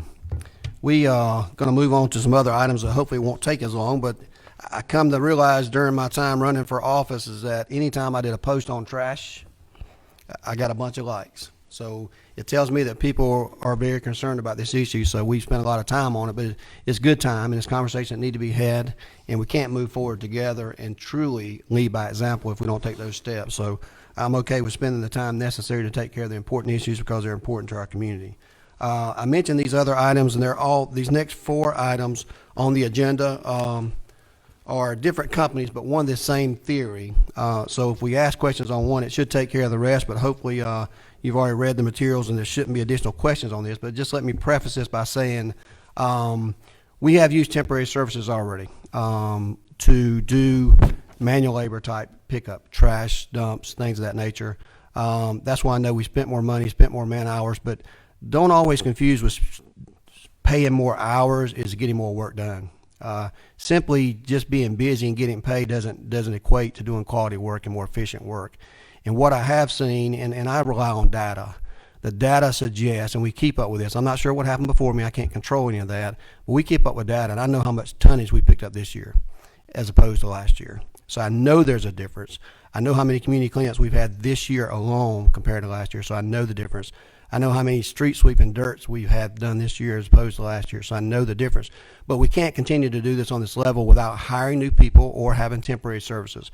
These next 4 items on the agenda are strictly that. They're seasonal help that we can allow people to come in, that we don't have to provide all the benefits of pensions, health insurance, workers' comp, all that information, but we can do it seasonal. So when the grass gets high, we have a unit we can call out, and we have these people to choose from that we send an invitation to bid out that can respond to our labor needs. We have shortages in departments, and Mr. Wilder can tell you that he's had an average of 8 to 10 shortage as well as each of the other departments because it's hard to fill these positions despite the pay.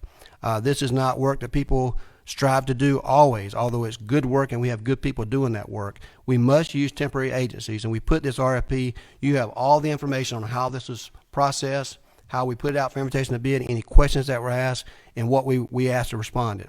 Keep in mind these figures are different because these are the figures, the fees that they charge on top of what we said we wanted people to earn. And I think our threshold was around $12 an hour, that we want to make sure that after all the fees were associated, we wanted that person to net out $12 per hour on an average basis. These were chosen after getting 7 bids in as people that we can choose from, and we can start these folks out working immediately upon the need. So I'm going to begin with item 4A. Contracts for implementation of renewal. Item A is a resolution authorizing the mayor to execute an independent contract agreement with Environmental Differences in an amount of $16 per hour per laborer to provide necessary labors as manual labor projects. That is my motion. Can I get a second? Got a motion and a second by Commissioner Wynn. Any questions, Commissioner Lucas? Mr. Mayor, I was going to move to approve items A, B, C, and D. Okay. We have all right. Commissioner Wynn, did you have anything further on that? That's what I was going to do too. Okay. Commissioner Watkins. And my questions were more broad, so that'll work for me once I'm yeah. But I've heard you say that I heard it mentioned in the last meeting too that the rate was $12 an hour that we were looking to have the employees be paid. And if you can show me in this first contract, it'll satisfy me. But I don't see that in the contract that we have in the documentation. I see the 16 and the 40 pounds and the 8 hours, but I don't see any consideration of that type of phrase. I'm sure it's here. It's a lot of document too, 45 pages. So I very easily could have missed that line. Yeah. I'll ask the attorneys to come forward on that, just to assure Commissioner Watkins that was part of our invitation to bid, and we only selected those that could pay at least that amount. And my other question while they're working on that was, if we're $12, if we were hiring full-time labor, or if we were hiring someone, I guess even as a temporary seasonal employee for the county, what does that equate out to? Like, because I know a lot of this theory is that the $16 that we pay is ultimately less than what it would cost us to pay a part-time employee because of taxes and benefits and that type of thing. So I'm just curious. I don't think it'll affect me either way, but I'm just curious. Right. Yeah. Our lowest salary is around $26,000. It was like $12.50 an hour. But then you add on benefits, which is about 30 to 40% of that. So it could easily be $17, $18. Okay. So and that would be for a full-time employee. Yes, sir. How would that change for a part-time or a seasonal, like our lifeguards? We don't offer benefits, but again. So if we paid if we paid like a temporary employee on a short-term contract, $14 an hour, and he worked directly for us, that would be a flat something else is added on to that, right? Well, the time it takes for us to go through the hiring process and things of that nature, but as far as salary to that person, no. So it would be cheaper than the $16 here. Yes, technically yes, because the only thing they're getting is a salary. But again, that's seasonal, temporary. But in this case, and that's the same. I mean, that would be the equivalent. Yeah. So, and again, I guess it gives us more quivers, so to speak. More tools in the toolbox. More tools in the toolbox, but not really a cost-saving mechanism. Not really allowing us any. Well, I think it's a cost savings in the overall big picture. Thank you. All right. I think it's a cost savings in the big picture.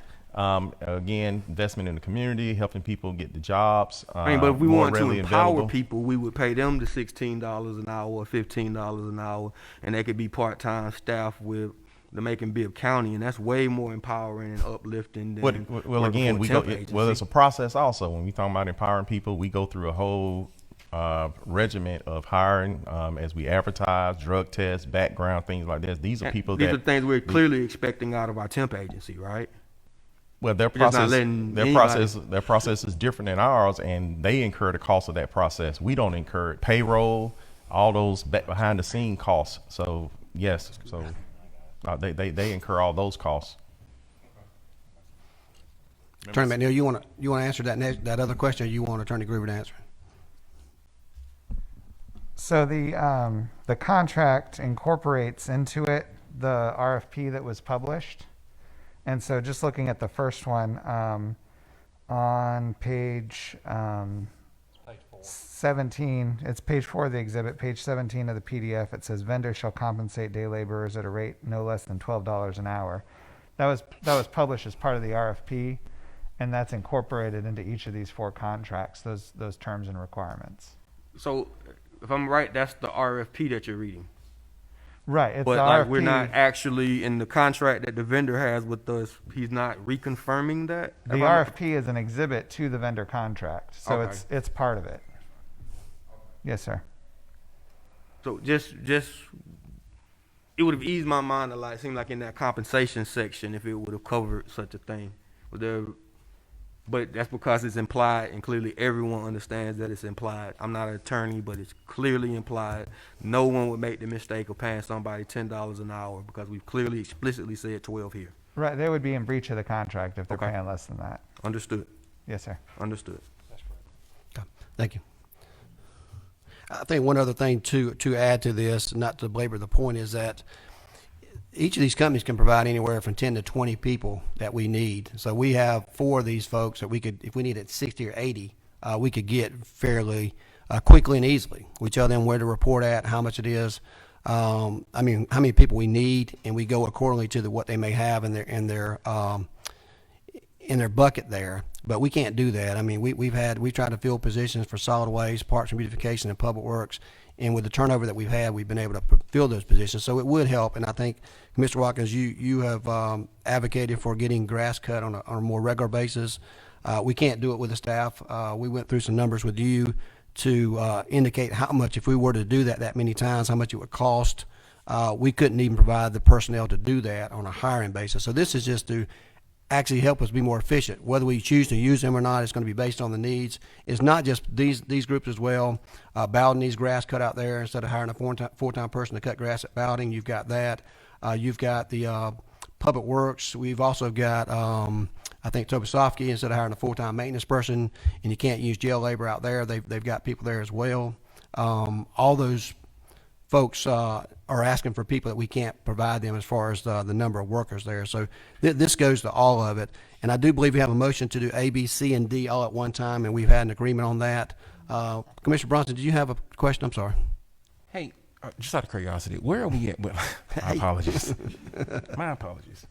Hey, where are we at with like Adopt a Road type programs? How are we managing or tag team with them to kind of come in, or are we promoting that deal where if a church wanted to adopt a right of way or what it may be, that they can go out and they be in charge of cleaning that area up? Or, I mean, I think that would kind of be the route to take in this situation here to minimize. That's going to be part of the Clean Streets Matters. We've had it before. It's kind of been abandoned over the period of years. Gotcha. So it's something that we look forward to starting back again after this April the 10th cleanup. Thank you. Cool. We do have a motion and a second for all four of those items. All those in favor of the motion, please say aye. Opposed, nay. All four motions items carried to the agenda by the consent agenda. We're going to move on to item E, which is a resolution authorizing the mayor to execute a purchase and sale agreement with Wade Ford in the amount of $91,981.48 for the purchase of two cargo transit vans, be paid from the Board of Elections grant funds. These come directly from those funds that were approved previously that was applied by the Board of Elections. That's my motion. Can I get a second? Got a second by Pro Tem Clark. Any discussion in that matter? Hearing no questions, all those in favor of the motion, please say aye. Opposed, nay. That motion carries to be sent to consent agenda. Appointments to authorities, boards, and commissions. We have one item today. That's a resolution reappointing Henderson Carswell to the board of Bibb County Department of Family and Children's Board. He served a very vital role there. They have asked for his reappointment. I have agreed to do so. I think most of you know Henderson Carswell with the Sheriff's Department, and that is my motion. Can I get a second? Got a second by Commissioner Jones. Question, Tillman. Yeah, I support this, but I thought we had another one. Mr. Attorney, I need to add something to the agenda. Is it how we do? And maybe I'll share it because I support this, but on appointments, we just had recently two persons sworn in at the Board of Election, and they've sent the names over, and we have not selected that fifth person, although they sent the names over. And I was looking to support. I want to add to the agenda to go ahead and let's approve that fifth member, Mike Kaplan, over at the Board of Elections. I know they sent those names over, and I think I'm familiar with one of the other guys as well. So, actually, they sent. Well, we can address. They sent three people over. They just had members sworn in this last week. Right. And my preference was I did not add it to this agenda because I just received those names.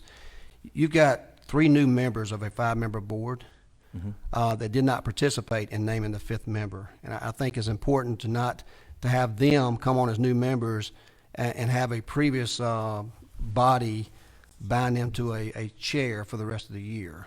So that's why I did not choose that. They've been sworn in. We have another meeting coming up on the 13th. We could add it to that agenda and see if they have any I'm just trying to clarify. Ultimately, it's up to this commission. That's correct, based on the names that they give you. And these new members may have additional names for us to consider. Well, the commission, I mean, I don't know. I just always thought that worked like that for the hospital authority, that they submit 3 names. But I mean, we don't have to accept their 3 names. I mean, we as a commission can, choose our own. And so I'm just saying. I disagree with that. I think that's not correct. Okay. Well, I just want to say that. I know that's not correct. And you say we're going to add it to the agenda, but I'm just saying that I just know that what we had previously in this last election cycle, I think was a good group, and I'm hoping that the ones that come on will be just as well. But I just thought that the way Mike Kaplan handled himself, during this past election, I'm just hoping that we can just go with him. I do know of the other gentleman. I don't know of the one. But and so when it comes up, I just think we ought to add that, and I don't know why we can't go ahead and add that, because I mean I think we all are familiar with Mike Kaplan. He's been there before, and so my understanding was those names came over more than 2 weeks ago. So I don't know how it got boggled down. I just received them, but I will say that Mr. Kaplan will remain on until at such time he's not on there. So there's no harm, no foul on doing this on the 13th. I do feel obligated to the 3 new members of that Board of Elections that they have the opportunity to submit a name, whether it's the same name or different names. I'd hate this. It's like the previous administration selecting who's going to be something on this board here, and you not having the input when you have new commissioners that come on here. I think that's doing a disservice. So who are they? Because I know Somebody, I didn't realize that Linda was a Linda Rinder. Dr. Fick, will you come forward to the mic, please, sir? Because Ms. Rinder had came off the board, and Process or the nomination or appointment process to the Board of Elections. Yeah. Let Dr. Ficklin address those names, and we'll answer your question, Commissioner Watkins. We sent 3 names over. We tried to amend the names, but because it was one of the names that we sent over could not vote, who was the name that was brought up by Mr. Tillman, then the vote was 2-2. We tried to amend the list so we could get some others on there, because there is a concern that if what happens goes on now, we will have one woman on the Board of Election, and of course trying to be equal and provide for equity. Some people were thinking that we need to nominate another woman because we sent 3 men over. And can you give those names, Dr. Ficklin? That's what I wanted you to come up and talk about. Mike Kaplan, Charles Murphy, and I can't. Mike Daylor. Daylor. Daylor, Mark and Daylor. And Mike Kaplan, he was sent over as well. Okay. Those 3, and there were 3 men, and we some people on second thought said we ought to try to be a little bit more equitable and send a woman And over. thank you, Dr. Ficklin. And I believe to answer Commissioner Watson's question, is the Board of Elections itself would nominate several members, 1, 2, 3, however many they want to, send to the to mayor to select one of those, to send it to commission for a vote. That is the process. And then the mayor would do that. The commissioner would vote it up or down, and then we move to the next person and to the next person on those lists. Exactly. That's If none of those were agreeable, then they would actually do the same process again. That's in the law. What's that? 5-member board. 5-member board, yes. One is selected by the Democrat Party or nominated by Two selected by Democrat, 2 selected by Republican, and 1 selected overall. one selected by all 4 of them. It's supposed to be supposed to be a neutral person. A neutral person. And it should be. The rule says that the mayor and the county commission make that appointment, I assume? The mayor, we sent over a list to the mayor. The mayor select from our list, bring it to the county commission. If the county commissioner votes it up or down, then if it votes it down, the mayor goes back to the list and submit another name until you all decide who you want. Okay. And so right now, the Board of Elections, from my understanding, the Board of Elections sent over a list of 3 people. Yes. And all 3 of those were men. So the mayor is requesting a list that has a woman as an option. We're not saying the mayor requesting that. Some people on the commission feels that we should be more equitable. Okay. So and the mayor has requested, that we have a larger list to be included, larger list, yes. Based on race and gender. I don't think that we're making that a requirement, but that's to be open and honest, that's what we've talked about. I'm understanding that at the end of the day, the commission and the mayor need to make a decision on one appointment. On the 5th amendment. The other 4 have already been determined. There's Yes. 1 remaining. And we just need to provide them with the name. And currently serving is Mike Kaplan in that role? That's correct. Okay. And he continues to serve that role until, if and when he is replaced. There are no term limits, or at least the term limit isn't something in jeopardy at this point, and he can either be reappointed, or the mayor can make an option to go with another name. Yeah, I'm not aware of any term limits they have. Before this started, I didn't know what y'all were talking about. I think I'm on the right page now. There are no term limits because Okay. the Okay. 2 Republicans have been on there over 20 years. Okay. And the commission will have the final say-so on who actually gets voted up or down. It's just something I bring to you like I do Henderson Carswell here.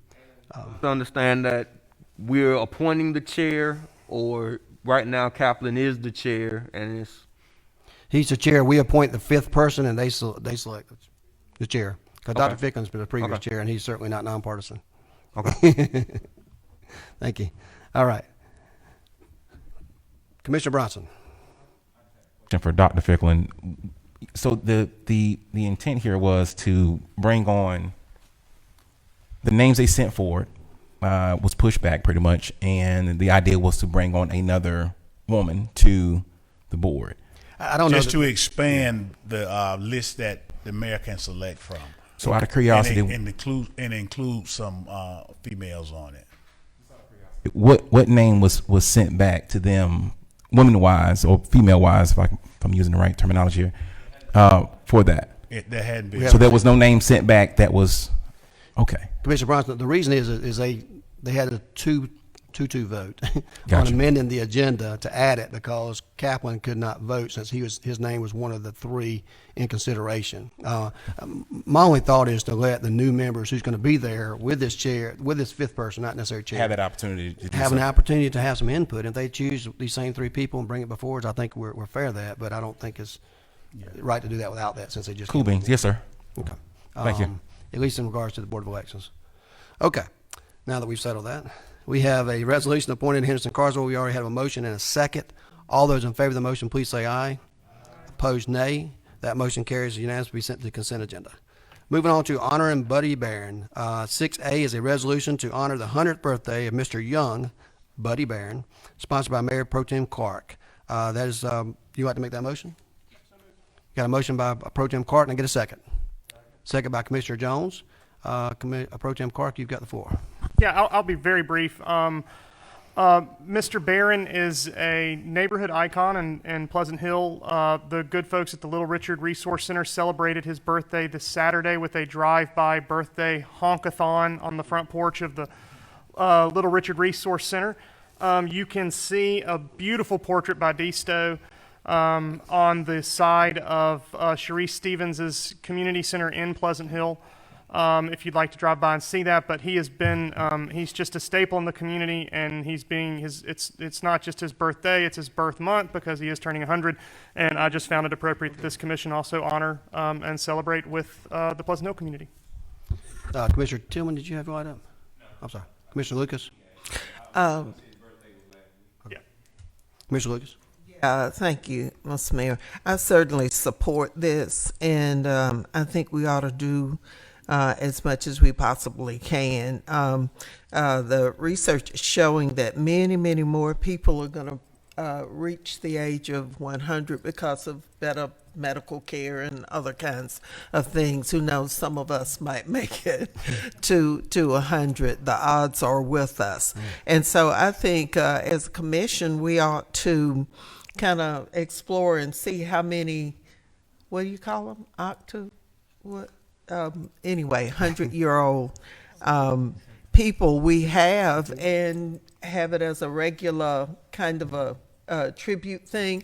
And maybe once we are kind of clear and we can have people back in again, maybe have as many 100-year-olds to recognize. And we did the veterans one time, the Vietnam veterans one time, and they were so pleased that they had never been really fully recognized. And so I think this would be something that we could really do that would just mean an awful lot. We've had 2 100-year-olds to pass away recently who were members of our Macon-Bibb Senior Center, and they were still very active and everything. So I think this is great, and I endorse this.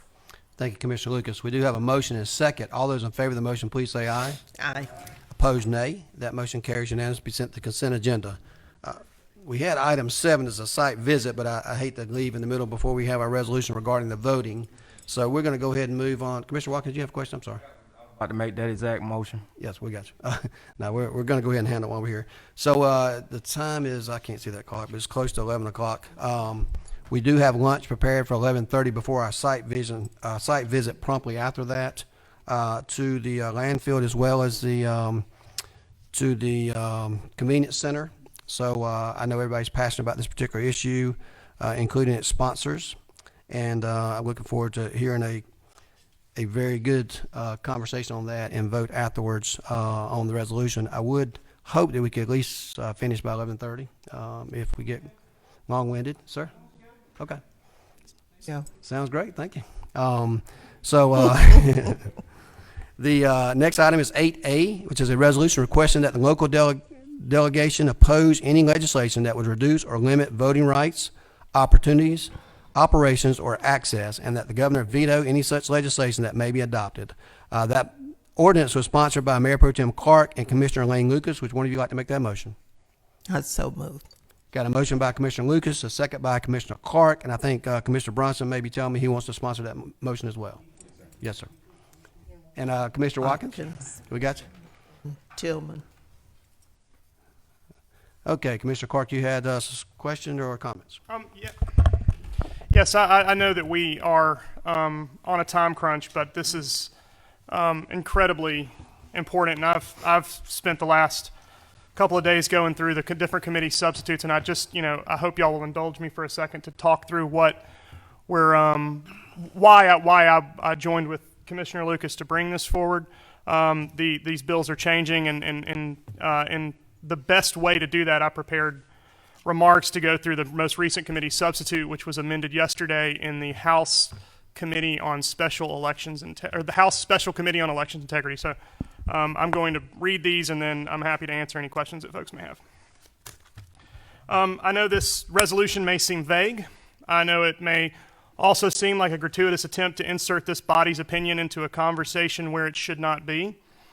I've heard it said that our actions today may not change a single mind, and that it may be a slippery slope that leads us to comment on varying hot-button political topics at the state or national level. And lastly, that it can create a costly rhetorical divide in this board over something that is out of our control.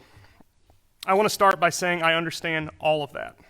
I truly believe this body works best when we work together and do everything in our power to check our politics at the door, sit in these chairs, and work together for the greater good. I would not be proposing this resolution if I did not think that's what it does. The fact of the matter is that while the legislation in question is primed to stir emotions by amending laws that we cannot ourselves change, it is changing laws that directly impact our ability to govern, directly impacts our neighbors' access to decide who governs them, and impacts our appointees' and employees' ability to conduct free, fair, and accessible elections. This legislation has changed several times. There was a House version, a Senate version. There were committee substitutes and other bills that died on the vine before crossover day. But it seems that the ideas that would directly impact this body's, our body, and the local board of elections' autonomy and ability to conduct free and fair elections have survived the legislative process thus far. And it's precisely those aspects of this legislation that concern me the most, and what I'd like to spend some time explaining, Mr. Mayor. First, Section 2 of the main bill in question, Senate Bill 202, grants the state election board the power to appoint a single individual to replace an entire local board of election at their own discretion. In Macon-Bibb County, the two major parties each pick and appoint two representatives to our board of elections. Then you, Mr. Mayor, recommend a nonpartisan chair based on the recommendations of the Board of Elections, which is subject to this body's approval. Under the current version of this bill, all 5 of those positions, including the chair that was appointed and approved by Macon-Bibb County's duly elected representative body, us, and the local Board of Election, can be replaced with a single person, and that can happen without our input. Should this bill become law, our autonomy under home rule guidelines our autonomy under the home rule guidelines of the state constitution and code is unquestionably at risk. To make this fact further egregious, Section 4 of the most current version removes the Secretary of State as a voting member and chair of the Elections Board, making this post subject to an appointment of the legislature, a body, I may remind us, is made up of 236 differing opinions. With the state legislature already having appointment power of 2 of the 5 slots at the State Elections Board, this would effectively allow the state legislature to appoint the majority of this board. That, in turn, means that if this proposal as written becomes law, a board of unelected officials in Atlanta could then fire and suspend any county board of election employee subject to a petition and hearing under the provision found in Section 5 of this bill. Let me repeat that. A body of unelected officials in Atlanta, appointed by the state legislature and not us, can fire our employees without a lick of input from us. A further troubling aspect of this proposal, as written, is that much of the proceedings in question can be done without transparency. Section 6 maintains that these deliberations that the State Ethics Board must enter into regarding our employees' future in the administration of our elections are explicitly not subject or open to the public. And finally, if this weren't enough, Section 6 requires that we, the county, continue to pay the salary of a removed employee that they have unilaterally decided to fire. Talk about an unfunded mandate.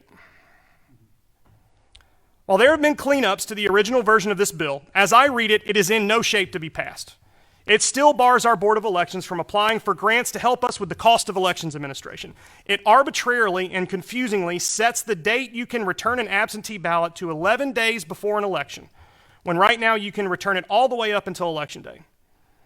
It completely bans out-of-precinct provisional ballots except for 5 to 7 p.m. on Election Day, meaning that if you show up to the wrong polling place on Election Day before 5 p.m., you have no remedy. You cannot vote. And it reduces the early voting period for runoff elections to just 5 days. Just 5 days of early voting and a runoff election period. These measures collectively will surely decrease access to the ballot box. They will create longer lines, more cash-strapped boards of elections that are potentially run by unelected political appointees in Atlanta. Mr. Mayor, these are just a few of my concerns with this legislation. I watched yesterday's committee meeting, hopeful that many of these concerns would be addressed, but they were not. In fact, one of the changes ostensibly made it harder for us as individual county elected officials to initiate a petition or investigation of our own election board, while making it easier for individual legislators to do so. It raised the threshold of us being able to initiate an investigation from just one commissioner to a majority of this board, and changed the threshold for legislators to potentially just one of them in our delegation needed to initiate deliberations. The work we as a body have been doing here has been efficient and effective. I am very, very proud of it. I truly see this legislation as a deliberate attempt to make our employees and appointees less effective and efficient. And there is no question at all that it strips local controls from bodies like ours across the state. I'll leave the speculation as to why they are doing this up to somebody else. I don't know the author's heart. I do know that we live in a rapidly changing state, a state with an electorate that is younger, more diverse, more engaged in the electoral process than ever. Increased participation in our electoral process is fundamentally a good thing. It is something that we all encourage every 4 years. I watched all 10 of us up here encourage this just months ago. And I believe that we owe a supported, open, and accessible election process to those we are encouraging to participate. And I do not believe this legislation ensures that. In fact, I truly believe that the letter of this proposal does the opposite. It is up to deliberate bodies like us, bodies that draw our power from the democratic process, to protect that democratic process. We must do so no matter an election's outcome or who is in charge, even if that person or group or party in charge is one that we most vehemently disagree with. While I hear it being said that these measures are intended to protect the integrity of our election process, I cannot find those protections in the words of this legislation. What I can find in the words of this committee substitute in question is the usurpation of duly elected officials of our charge of conducting a free and fair election. We are better than this legislation being proposed by the General Assembly. This resolution before us today is bigger than the words on it. Our neighbors trusted us to be stewards of the democratic process, not some unelected board in Atlanta.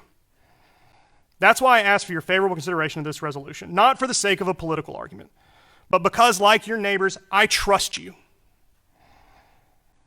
And like you, I'm proud of the Macon-Bibb County team. The Macon-Bibb County team that we just spent, 15 minutes praising for the election they conducted last year. I'm disappointed in our colleagues in the state government don't share that sentiment. But I'm hopeful that our actions today will let them know that we have serious concerns about this potential overreach, because they still have time to change course. Thank you all for indulging this, and I ask for your favorable consideration. Thank you.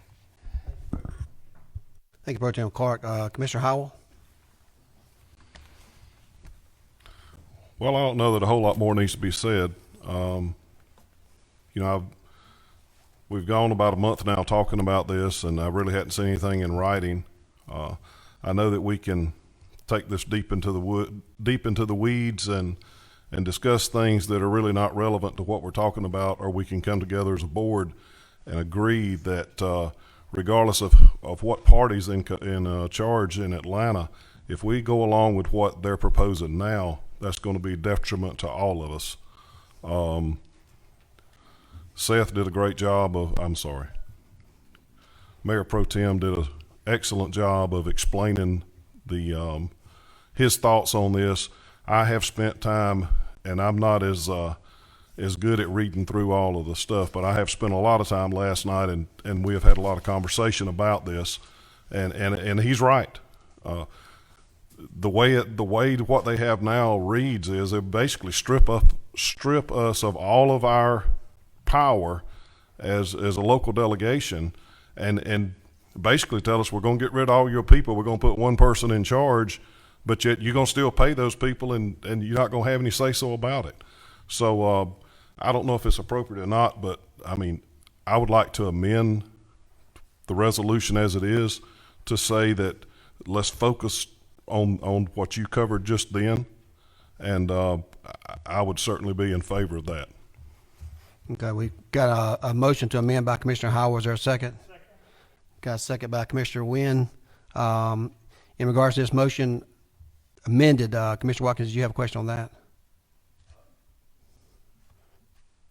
No, it seemed like no, I don't have a question on the amendment, but more on the, I guess, main motion of the situation. Okay. And so in total support of this bill. I appreciate the sponsors for taking the time to write it up. I had a question though as it related to our local board of elections, because I can in Commissioner Clark's speech just then, it reminded me of a story I heard about a meeting about a month ago, where there was a motion, and I assume the Republican Party must have made the motion here locally to have the election manager and the board and the administrative functions of that office no longer report to the actual board of elections, but directly to the county manager, which would pretty much nullify the point, the oversight and the power of the board of elections. I'm glad that failed, but did I understand that process correctly? No one else familiar with that motion at the board of elections? Yes, sir. Yes, sir. And so yeah, if that happened, I'm not exactly sure of the genesis of that, but I would ask the administration. I know it could be more power within the administrative function, but to refuse such a thing, the board of elections autonomy is important to making sure that our elections are considered fair and autonomous things. So, yeah. Okay, So, and I would also ask sponsors if y'all would mind. I know this only speaks on state issues, but locally we seem to have an issue going on. Well, I think this motion is on. I'm not sure what you're talking about. I do remember something about who the Board of Elections supervisor would answer to, and I think that amendment was not successful, or that ordinance was not successful with the Board of Elections. Is that correct, Dr. Ficklins? Okay.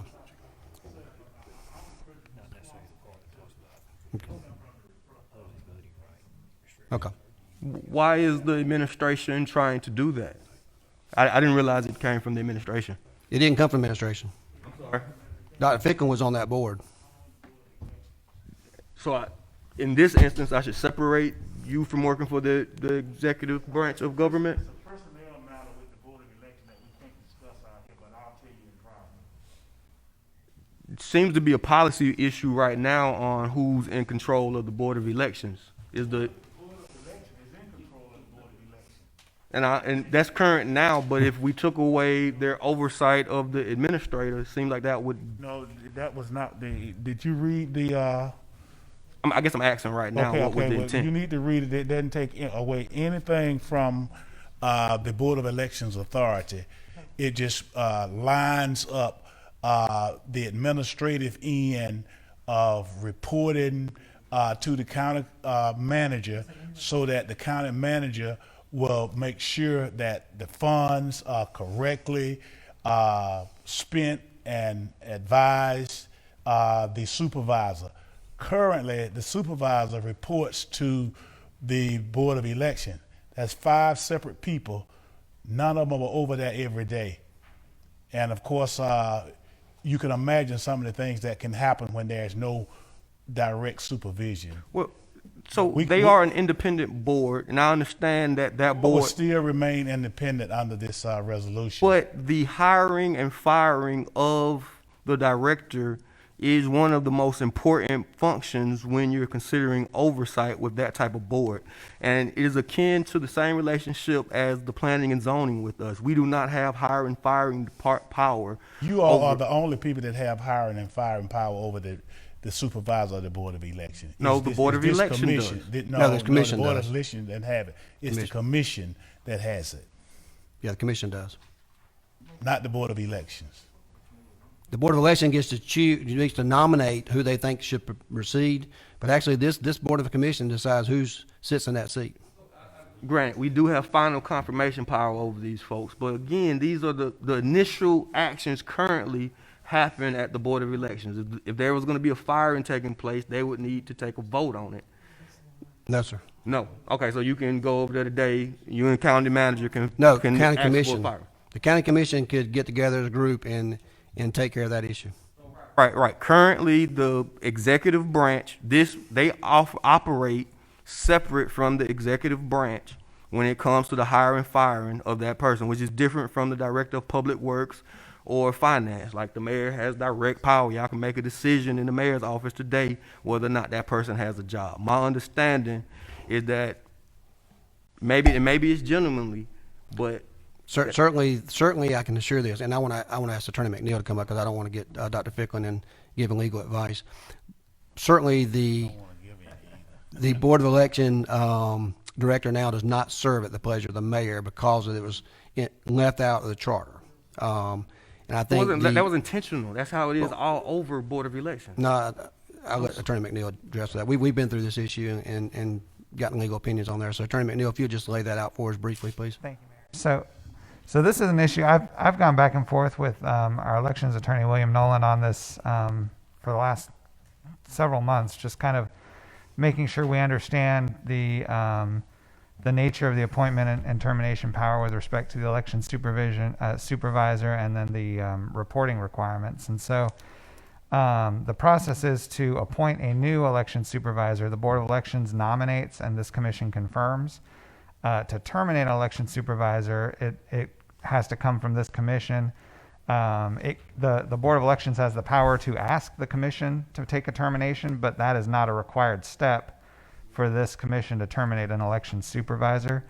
And so the resolution that Dr. Ficklin proposed that you were referring to comes out of a discussion that I was having with William Nolan about what appears to be a gap in the I guess management structure of the election supervisor position, because the local act that the General Assembly passed in the 60s that creates the election supervisor position gives the Board of Elections power to set policies and relate, generally what her duties are, but it doesn't say anything about kind of day-to-day management, and the board only meets once a month. And so there was a question of, it's just impractical for a 5-member board that meets once a month to manage day-to-day, a full-time employee. And so the purpose of that resolution, as I understood it, was just to clarify that even though they're setting the general policies that govern her operations, let Dr. Moffitt or whoever the county manager, as a full-time employee that's on staff all the time here, just kind of manage things like leave requests or budgetary issues or anything that comes up on a day-to-day management type of thing that's not like a large-scale policy pronouncement issue that the Board of Elections has authority for. And so it's not shifting anything that's in the law, it's just clarifying an area where there was no law that we could identify. So I understand them to be a quasi-governmental board with their own separate board, and there are a lot of similarities to them in the health department and planning and zoning. Do we have oversight to the degree that you mentioned, time off and shifts and all of that stuff when it comes to planning and zoning or the health department? Or are those boards, does it work in the same hiring, firing mechanism of nominations and whatnot? I don't know off the top of my head about health department. I can speak to planning and zoning. I know planning and zoning was created by a joint resolution of the city of Macon and Bibb County back in, I think, the 70s. And so because it was created by this what is now this government as successor to City of Macon City Council and the Bibb County Commission, this commission would have authority, I believe, to dissolve the entire planning and zoning board. But within the framework that was set up, there's authority delegated for how people are appointed to that position. And Right. So you know, I guess I'm confirm asking, we have the nominations. authority to dissolve, and as we stated through policy, we can make changes to all of these organizations. Now, so the Board of But Elections I is set up by state law. Right, and it P&Z requires is some- set up by y'all. Yes, and both of them can be changed. It may take more policy work Right. and bureaucracy, but both of them can be changed by policy. And I believe the But health current department- day go ahead. planning and zoning, Mhm. the actual administrative oversight that you just mentioned, Mhm. is that in any way doled out by the current county manager, or are they completely autonomous when it comes to that? No, my understanding with that is that the executive director reports directly to the board of Thank you. planning and zoning. Okay. And same, my understanding, the same is true at the health department. That's correct, but I don't know as much about What that we're one. asking here today is a significant change, it just seems to me. Well, no one asked, it failed the board for whatever reason, but it is a substantial change in the way that the Board of Elections operates, and it would minimize the purpose of them if. So like with P&Z, it's expressly spelled out in the legislation that created the P&Z board that the executive director reports to the board for day-to-day kind of activities. And so that's, I think, a difference that's not found in the local act that created the Board of Elections. Okay. Thank you. Are you? Yes, sir. Mr. Watkins, you have further questions? No, I'm ready to vote on the main motion. Okay. And Commissioner Lucas, I know you have a question. I want to make sure before we take a vote, we clarify where the amendment is, but you want to speak now or after that? Okay. So, Attorney Groover, would you mind summing up the amendment, please? Let me read it as I understand it, what Commissioner Howell's amendment is. And I'm going to read the entire thing, including what was left in the ordinance that y'all will be voting on as an amendment. So, as I understand it, this is what Commissioner Howell's proposal would be to be voted on. Now, I'm going to pick up with where it says, now therefore. Now therefore be it resolved by the Macon-Bibb County Commission, and it is hereby so resolved by the authority of the same. The local legislative delegation is hereby requested to vote in opposition to any legislation that would usurp local government's power, authority, and ability to conduct election operations in the same manner as currently provided for under the law, and reduce or limit the voting rights, opportunities, or access of any lawful voter or prospective voter, period. Is that the amendment? Okay. So that is the amendment. okay? Commissioner Clark, we've already got a second, I think. Commissioner Lucas, you have a question? I just wanted to say something on the motion as amended, the main motion. Okay. Once we get this amendment Do passed. the amendment Let's first. do the amendment first. and then- Commissioner Williams, would you like to say something on the amendment? Yes, sir, I would. Thank you, Mr. Mayor. I concur with the amendment in the fact that the Mayor Pro Tem seemed to focus on one area of the voting legislation that's out there now being considered by our state legislature. So, I mean, and I disagree with having us lose control of the Board of Elections locally and what it does. However, I may support other legislation regarding voting rights that are out there. And so the "and" part of this amendment still includes us saying that we don't want them to vote for things that may limit voters' rights. I really do support the amendment, particularly regarding what Mayor Pro Tem discussed, but I cannot, I'm not sure what other things are out there. I do support some things that are out there. I do know there's other voting legislation being considered, and I support some of that. So I'm kind of torn of what to do. If we could separate those and just say that amendment, I agree with the amendment from Commissioner Howell and just that part of it. That's where I stand on that, because I do think there are other voting legislation going on that I do agree with. Thank you, Commissioner Wynn. Commissioner Lucas, did you have something else? Commissioner Howell? If you're talking to me? Yes, sir. Yes. Commissioner Wynn, I agree with what you're saying.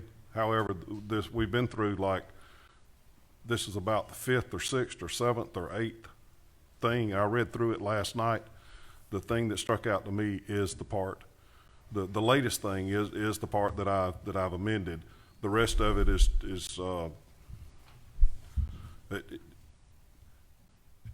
it's just talking about the same thing over and over. But this affects us, and as a board of commissioners in Bibb County, I want us to be united in sending a strong message saying that we do not go along with that part of that legislation. But you support other voting legislation that's out there. You're supporting it or not. Again, I don't know what you're doing beyond this particular piece of legislation. I agree that I don't like this particular piece of legislation, but I don't know how you feel or what your feelings are as far as supporting other voting legislation that is being considered by our state legislature right now. Yeah, I can understand that. And I appreciate Commissioner Howell has amended that motion. We've read that into the record. I think we're all familiar with what that particular motion says. Right, but couldn't we separate that from making two motions here? I agree with what his amendment is. And then I think you can do- separate that, Commissioner Wynn. I'm just not sure how successful you'll be. Pardon me? I think you could separate that. Yes, it could separate that. That. You got a motion for that? I don't have a motion written out or anything, but I'd like to move that we separate the amendment from the other particular resolution being considered here. Okay, so that's a motion to divide the question. It requires a second. And if Got a second by Commissioner Jones. Okay, and if it's I'm sorry, I got a. Yeah, I can't hear you. It's a motion to divide the question, and if it carries with 5 votes, it's a 5-vote majority. Then you would have effectively two separate resolutions. Yeah. One with the usurpation language, and then one with the reducer limit language. It would be separated. So that's the motion, and the second, that's what this vote would be on. Okay. Just to separate them. Okay. We have a motion and a second. On that particular item alone, we'll take a vote, and it must receive 5 to move forward. Otherwise, we're going to fall back to the amendment. Right. Does everybody understand that? Okay. Commissioner Watkins? It may help if the sponsor of the amendment could, specify in what ways that you're in favor of disenfranchising voters. If maybe we're all in favor of it, and we can just quickly amend the thing. So that would be helpful to me. Are you speaking to me, Commissioner? Yes, whoever yes. I think there are things out there that I agree with we should do. I think that there's things in the election process right now that need to be reconsidered. You know, when I started voting at the age of 18, which was a long time ago, we had an election day. Now we have election weeks and months and weekends and Sundays, and I just think that there's a lot of things that go on now with our elections that I don't agree with, and I think we need to bring it back in to where it used to be. I think Election Day should be a holiday. That would help things. But there are other things out there. You can vote if you want to. You can get an ID, a picture ID to vote if you want to. Have to have a picture ID to drive. Have to have a picture ID to enter some kind of, to buy tickets sometimes, to buy alcohol if I want. But I just think that there are things out there that are not suppressing voters. I think that if you really want to vote, you can vote. You can find a way to vote. And back in the day, the only absentee ballots, as I recall, were if you were out of the country, maybe serving the country, or out of the country for business, or maybe some kind of health condition. Now you just don't want to come in there to vote. There are ways to get in there to vote, plenty of ways to get in there to vote. So I think there are other things out there, and I don't have a list of them to give you, that I would not want to vote for right now. I like the fact that we want to take this out because I agree that we should have local control over our Board of Elections. I just want this commission to say, listen, let's just separate them. You can keep this same wording as the second resolution, but then do the other resolution in regards to the one that Mayor Pro Tem was talking about. That's what I want to do. You can still have the other one and vote for it. All right, we're going to confine our conversation now only to that second undivided question, parliamentary-wise. So that's the discussion of whether or not we want to divide that up. And we do have a motion and a second, so we need to go ahead and vote on that issue before we proceed further. So we have a motion and a second. All those in favor of the undivided question, please say aye. The divided question. I'm sorry, divided question, please say aye. Nay? Okay. That motion fails. Now we'll move to the amended by Commissioner Howell. Would anyone want to be heard on that amendment? And I believe Commissioner Jones had his light on. Yeah, I'm trying to make sure I understand. I like Commissioner Howell's amendment, and I appreciate Pro Tem Commissioner Clark's articulation of and his attention to all the details. Totally in favor of free, fair, and accurate elections. I don't, we currently have 17 days to vote right here. I believe in local. I don't like the state preempting us on anything. That's kind of a blanket statement, but typically I don't. I believe in voter IDs. I believe in accurate elections. I don't like ballot harvesting. I believe that people have the right to file an absentee ballot. I kind of like the no excuse, but so the first blanket statement I may not be in favor of simply because I just don't like to jump on a train blindly. So, and you made some good points. It's not going to impact what they do. It's not going to impact what the governor does. But I also understand we're expressing our feelings. So I don't like the state preempting or usurping our powers on local elections. So I like the amendment. I would rather vote on it separately, but that's not what the board has decided to do. So I yield. Thank you, Commissioner Jones. You good? Okay. Thank you. I think that was smart. Okay, we have a motion and second on the amended item with Commissioner Howell, from Commissioner Clark's original and Commissioner Lucas. All those in favor of that amended motion, please say aye. Aye. Opposed, nay. Okay, that motion carries 8-1. Now we're going back to the original motion with the amendment. Get a motion by, we already have a motion? And a second on that. All those in favor of that, I'm sorry. Yeah. Yeah. All those in favor of that motion, please say aye. Aye. Opposed, nay. No. Okay, we got that 7-2. Commissioner Jones and Commissioner Wynn. Now, any question? We've already voted on it. Item that we were talking about with the Board of Elections. I've followed the Board of Elections for a long, long time, and there have been concerns about the Board of Elections and the fact that there are some on there who have never been to training. And there are laws that are changed, as we see, laws that are being changed every legislative session, and then there's federal legislation, and the folks who are in charge of carrying out elections have to know what the policies are, what's allowed and what's not allowed. It has been concerning to me. I think Dr. Ficklin and Ms. Powell and Mr. Kaplan have all gone to training, and they've been going periodically so that they keep up with what changes, what you're allowed to do, what voters can do and what they can't do, and how you secure elections. And our board, because of those folks who have gone to training, we have been able to stay within the law and then provide opportunities for people to come, for provisions for senior citizens and how you deal with COVID and all of those kinds of things. And I think our elections were the smoothest that they've been in forever. So we because of their training though, but there are some who have never been to training. Another thing is the supervisor of the Board of Elections carries out an awful lot of functions, but there needs to be some other arm that looks at the functions of the Board of Elections other than the Board of Elections, because they are not there but once a month. And the supervisor, from what I understand, has never been evaluated.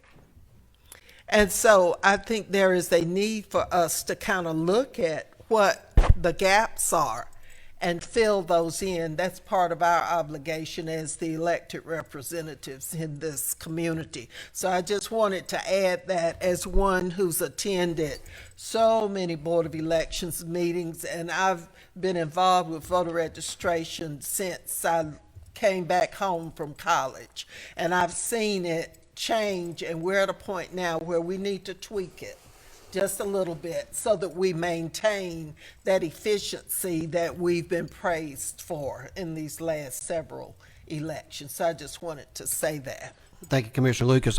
Likewise, I agree. I think that I'm not sure who has the authority to do that, because it is a complicated issue between the Board of Elections and the charter and the Macon-Bibb County government.